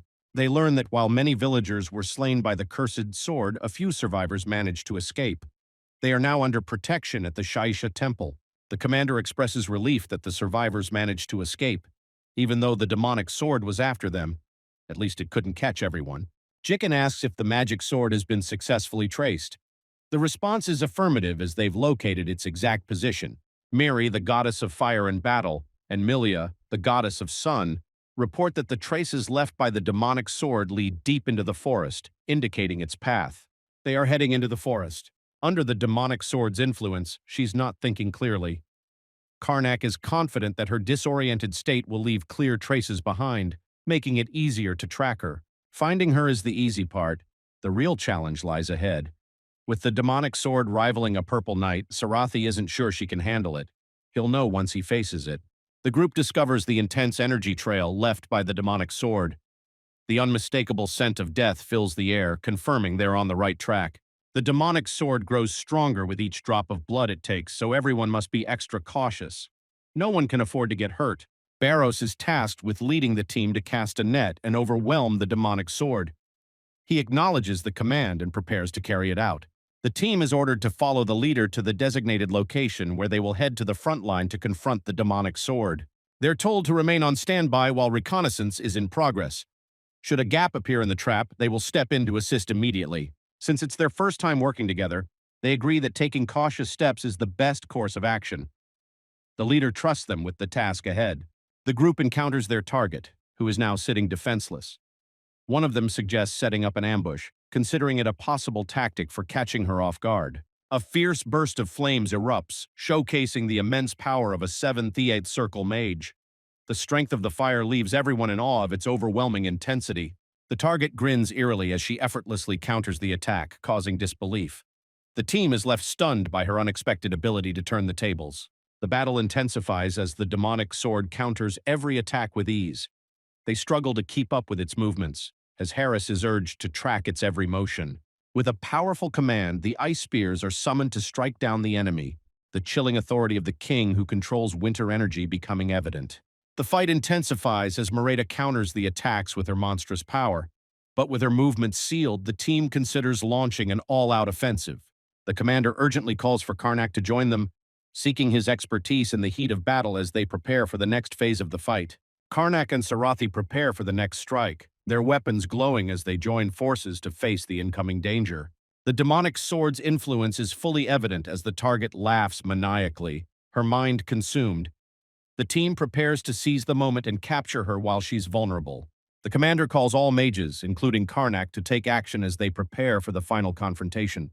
The team is ready to advance and face the enemy head-on.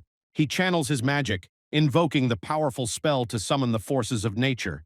His team stands ready as he prepares to unleash devastating energy against the enemy. The girl's body trembles, overcome by the sword's power as she screams in agony. The team wonders why she reacts that way, sensing Karnak's presence nearby. The demonic sword is becoming more aggressive as it lashes out wildly. The team struggles to keep up, but one thing is clear. Their chances of catching it are slipping fast. The group is taken aback by the sudden change. The demonic sword, once relentless, starts retreating. The confusion is evident as they try to figure out what just happened. The others are stunned, pointing their accusations at Karnak. There's confusion in the air as they try to figure out if his actions are responsible for the sudden shift. He stands there confused and defensive, claiming innocence despite the growing suspicion from the others. The realization hits. Can the girl's frantic escape and the timing of the spell be a mere coincidence? Surprised, the group realizes that the girl might have fled because she sensed she was outmatched. This unexpected reaction shakes their confidence. The host of the cursed blade should normally be lost in its influence, unable to think clearly. Yet, the situation doesn't add up. Time is running out to stop her. The situation escalates as they realize Mereda's sudden shift in behavior. Her trail has vanished, and tracking her is becoming a lot more difficult. Night approaches. The delay could cost them the opportunity to catch Mereda before she escapes. Realizing the danger of facing Merida at night, they decide to retreat and regroup, strategizing a safer approach to deal with the situation. In the inn at Achenbart City, they gather to discuss their next move. Appreciating the team's effort, they seek further support to plan the next steps carefully. The night is calm as the group rests. With Merida focusing on the outskirts, there's hope to regroup, preparing for what's next as the moonlight casts its glow. Barros reports that Milia was out like a light, falling asleep the moment her head hit the pillow.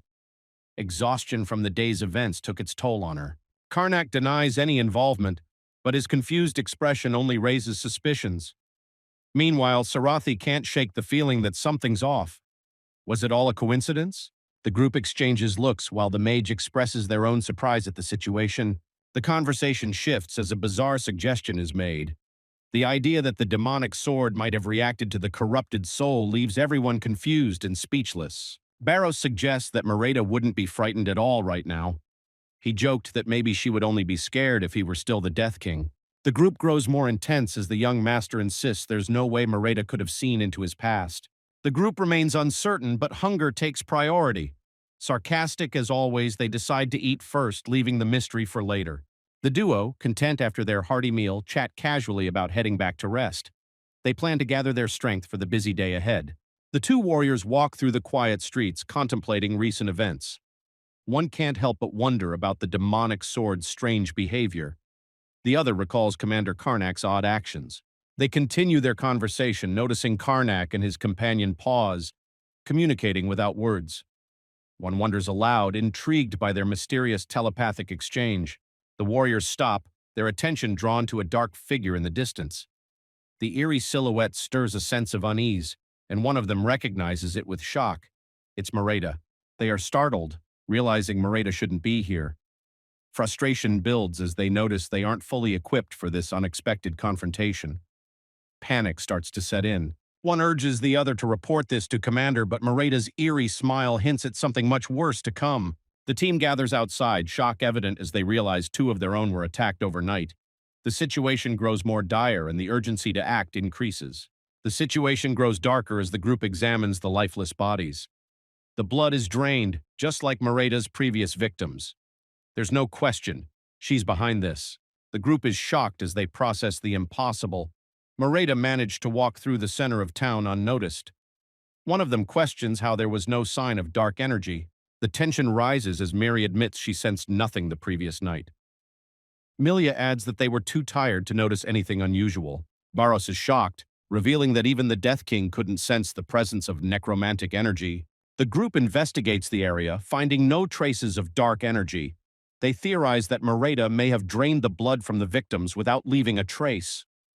The mystery deepens. Among the possibilities, either the victims were killed far away or the culprits moved the bodies. Regardless, all clues point to the same chilling conclusion. There's someone behind Merida's actions. The demonic sword couldn't have orchestrated this alone. It must be under the influence of another. Could the Order of the Dark Step be behind this? Doubt creeps in as one wonders if they missed some subtle sign of their involvement. The group stands in confusion, unsure of their next move, never expecting Merida to be the one to strike first, throwing everything into uncertainty. They are puzzled by Merida's sudden appearance in the center of town. Speculation grows she might be after the king's order. Even if Merida isn't targeting them, her next move could lead them to a nearby town. They agree to find shelter while they wait. They plan ahead, looking for a defensible location to rest and prepare for the upcoming battle. Jikin takes the lead, determined to find the right spot to hold up. They finally find a defensible location. It can house all the troops while they prepare for what's to come. Karnak hesitates, questioning whether it's okay to take shelter in a noble's estate. The leader reassures him, saying not to worry about it, they'll be fine. Jikin proudly introduces his cousin's estate, assuring the group they can relax. His high status, being the second son of a marquis and a skilled mage, earns him awe from the others. Now they have all the support they need. The entire city of Achenbart is helping, providing supplies and manpower to deal with Merida's destructive actions. The group hopes to meet the city's expectations. Commander comments that fulfilling their wishes will require extra effort, and the king's order will need to work overtime. They are to prepare thoroughly, waiting for updates on Merida. 4 days have passed, and still there's no sign of Merida. Frustration sets in. As the tension builds, Sarathi is frustrated by the inactivity, but the others seem unbothered. enjoying a meal. Despite the calm, the lack of sleep is beginning to take a toll. Barros teases her, asking if they can eat the food if they're not hungry. The response is quick, as the food is definitely not going to be left behind. There's something about the situation that makes it hard to relax, even when it's calm. Death energy weakens under the sunlight, making it harder for demons and monsters to move.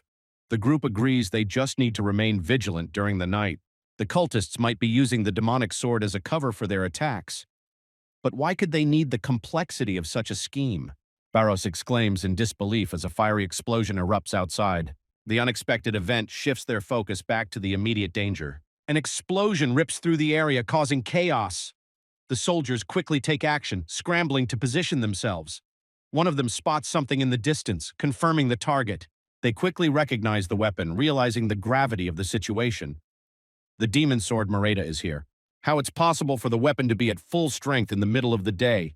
The soldiers are stunned as Merida unleashes her full power in broad daylight. Their fears are realized when the demon sword strikes with deadly force, cutting through their ranks. They dodge the attack with ease, realizing that Merida's power seems diminished. The group starts to strategize, questioning whether a single aura user could take on Merida's attacks. They consider the possibility of overcoming her with one skilled fighter. They quickly decide to hold off until Sarathi, who is nearby, arrives to tip the scales in their favor. The group watches in horror as Merida charges toward them with terrifying speed, her power surging. They brace for impact, realizing she's coming for them. They wonder why she's bypassing them, feeling a strange unease at her unexpected move. One of them shouts a warning to Leffen, but the attack is swift and dangerous, leaving no time to react. The soldiers are stunned as Merida targets an ordinary soldier, bypassing the others. They question why she's focusing on him, realizing the danger when he's struck, and they rush to help him. The warriors cry out for Dame Sarathi, hoping for backup as the situation grows more dire. And the battle begins with a flurry of attacks and counterattacks. Merida with a chilling glare running away. Again, determined, Sarathi vows not to let her escape this time. Confusion spreads as the group realizes Merida has vanished. They look around in disbelief, wondering where she could have gone and what her next move will be. The warriors are left in disbelief as they discuss Merida's unusual behavior. The demon sword attacked in broad daylight, yet somehow retreated without claiming any victims. The strange turn of events. Not only did the attack happen during the day when their guard was down, but Merida fled as soon as she found herself at a disadvantage. Merida must have her own consciousness to carry out such deliberate actions, yet they are left with lingering questions about her true intentions. The group continues their discussion, realizing that the demon sword's target seems to be the king's order. However, they're left with an unsettling question. Why is this happening? Karnak noted that something strange occurred, but he's not quite sure what it was. Merida appeared in a location full of soldiers, yet she seemed only to target one specific individual, Leffen. The realization grows that the other casualties from the city were also part of the 7th Battalion. The group reflects on a past moment when Merida acted strangely, recalling the first time she met Baron Karnak, the commander of the 7th Battalion.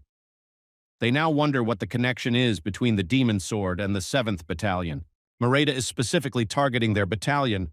All the previous victims have been from the 7th Battalion. Sarathi suggests a practical approach.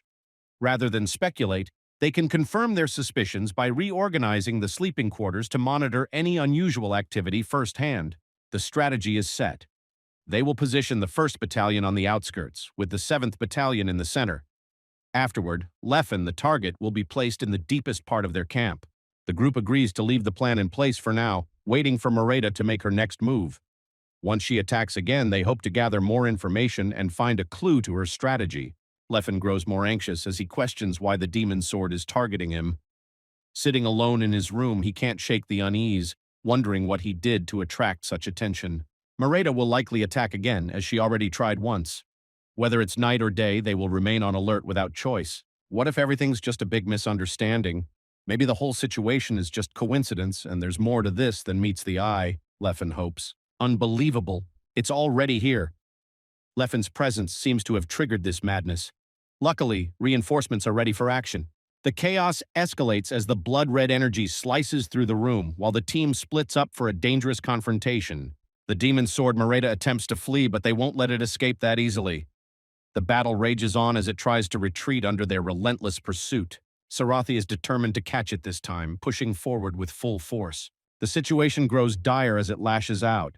The team struggles to hold their ground, and even with the aura shield, the fight's toll becomes clear. Frustration sets in as they realize Moreta has escaped.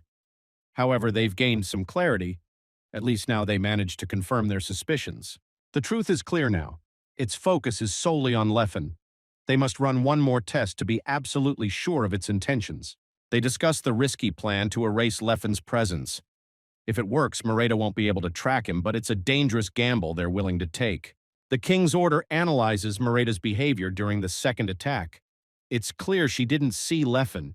She must have sensed his presence through something far deeper, like his soul. The plan is set.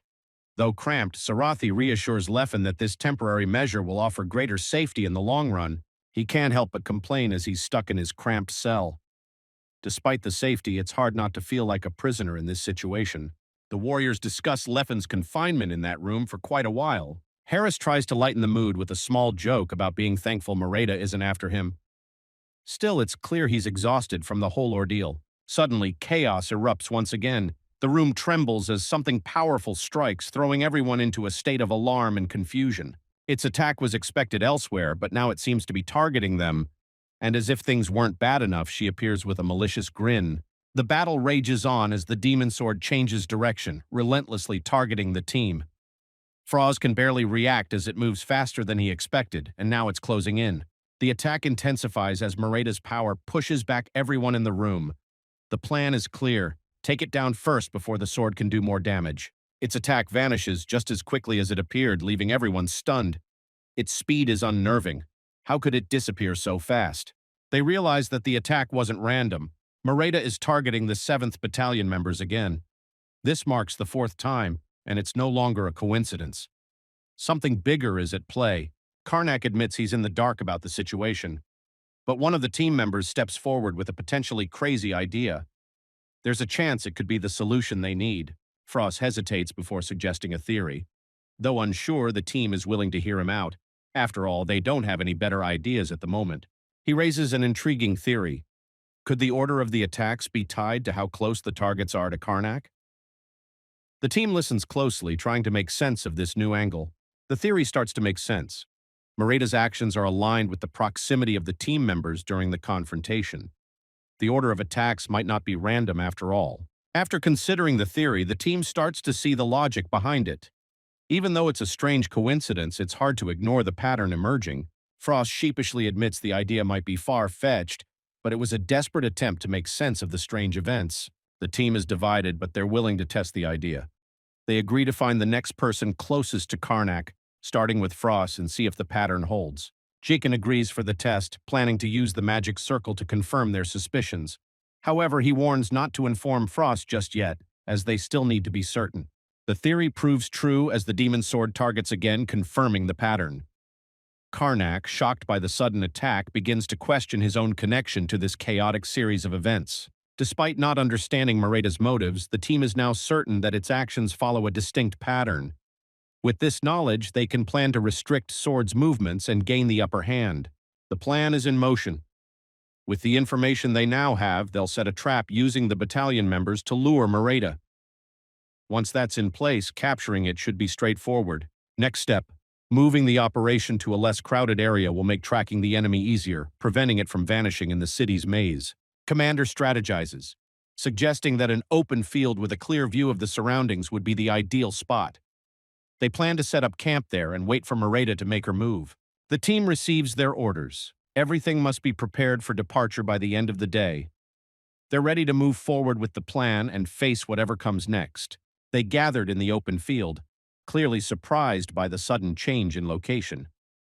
However, Jikin reassures them, explaining that this is all part of the plan to prepare for meeting the foe. Leffen and Frost will join the ranks, strategically positioned for the mission ahead.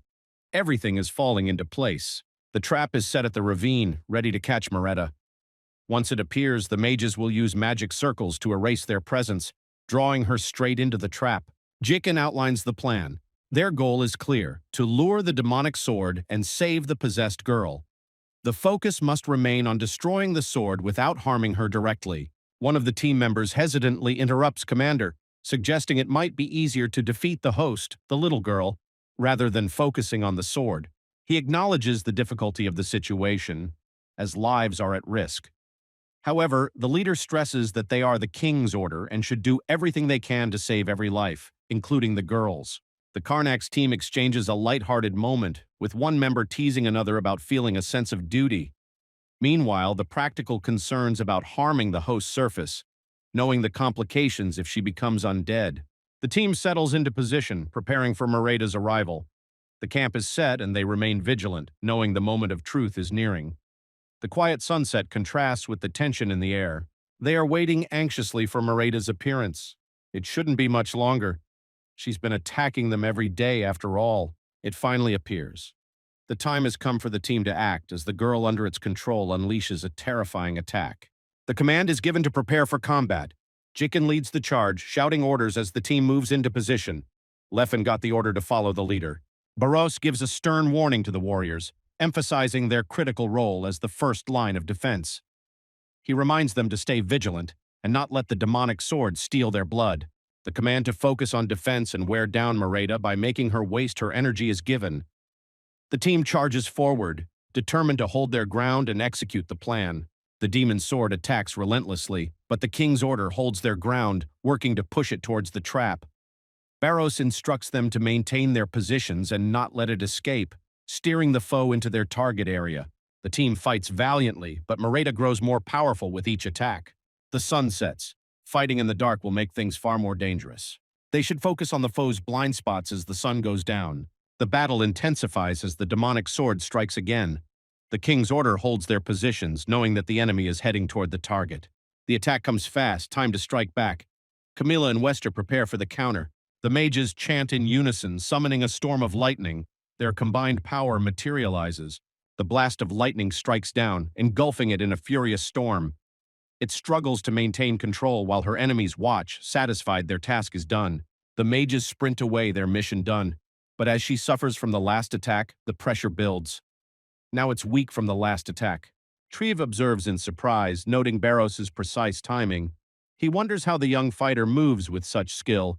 Nothing in the 7th Battalion compares. One of the officers points out, unimpressed by the warrior's abilities. The real skill lies in his ability to exploit weaknesses without wasting a single move. It seems like Rue can predict his opponent's next move. The rumors were true. He's even more impressive in action than anyone expected. Triv watches closely, intrigued. Despite Barros's skill, he's struggling to harness his battle aura, an unusual weakness in such a strong fighter. The plan's working. It's been lured into the trap. With Mareda showing signs of fatigue, they should hand over the defense to the next line. The command to retreat is given. With their target distracted, the team starts pulling back, moving away from the target to regroup and prepare for the next phase. The demon's sword finally came to the desired position. With a fierce determination, they charge forward. It's their turn now, and Sarathi is eager to strike first, no holding back. With a powerful strike, she unleashes a devastating blow. Her opponent struggles to defend. As the attack lands, they question their chances. Have they really weakened Mareda enough to withstand its fury? Or is it still too early to tell? No time for awe. It's time to move swiftly, sticking to the plan and striking when the moment is right. Frost is to head straight for the trap. They move fast, but Mareda's relentless strikes keep them on their toes. He barely escapes the deadly strikes, reaching the safety of the magic circle. The next step, hide his presence and stay hidden as planned. Mareda is now falling into their trap, reacting exactly as planned. She is lost. With just one step left to complete the plan, Leffen steps forward, confident. The circle is activated and the final phase is set into motion. Mareda's rage grows and it bursts into the trap. But it's already inside, and with the fighters prepared, the tension is high as they brace for the inevitable clash. As the demon sword nears, Jikin's lightning arrow strikes its path, a last-ditch effort to halt it as the battle reaches its boiling point. One spell is followed by another, Fire Lance. Even with the fire raging around, Mareda's strength remains unyielding. Its enemies are stunned. How can it still fight with such power, even after everything? Treve arrives just in time, rushing to the fray.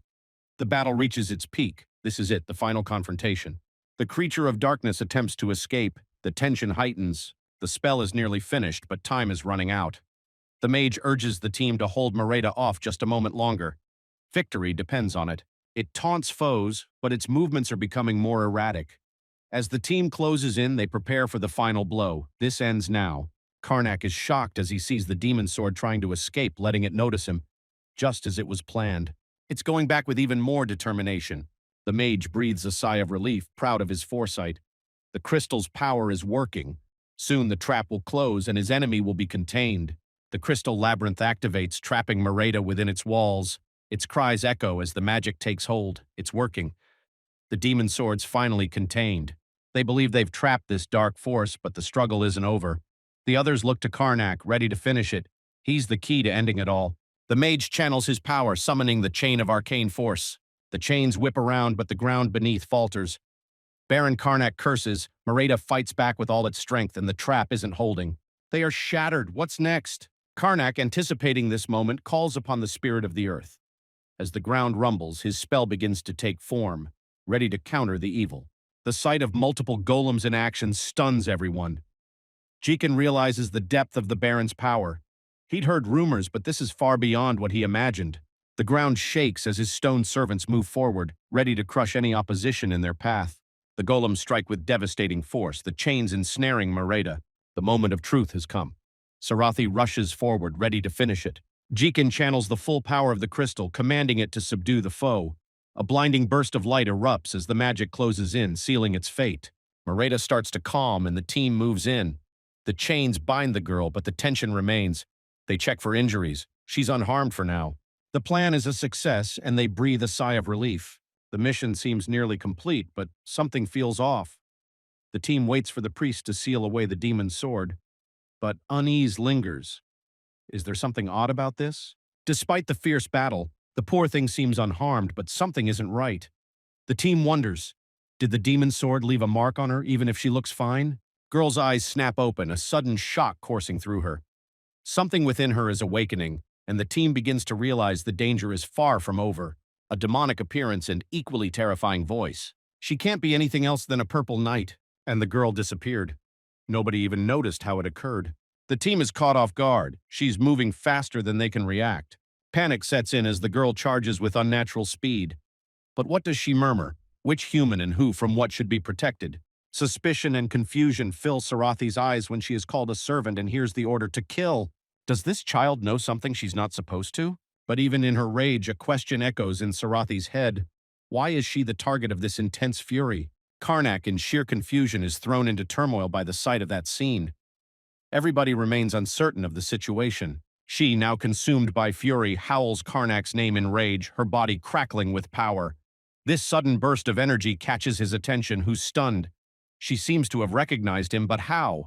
Caught off guard, he desperately tries to figure out why she is attacking him, realizing he used necromancy by mistake. As the young master witnesses the chaos unfolding, his comrades urgently shout a warning, realizing that Merida is tapping into the dangerous power of necromancy. Everyone braces for the inevitable. Captain Jikin and Sir Triv are down. It looks like the demonic sword has been completely separated from the girl. What is going on right now? Merida is targeting Cerberus, calling him Lord. How does the child know his title from before he regressed?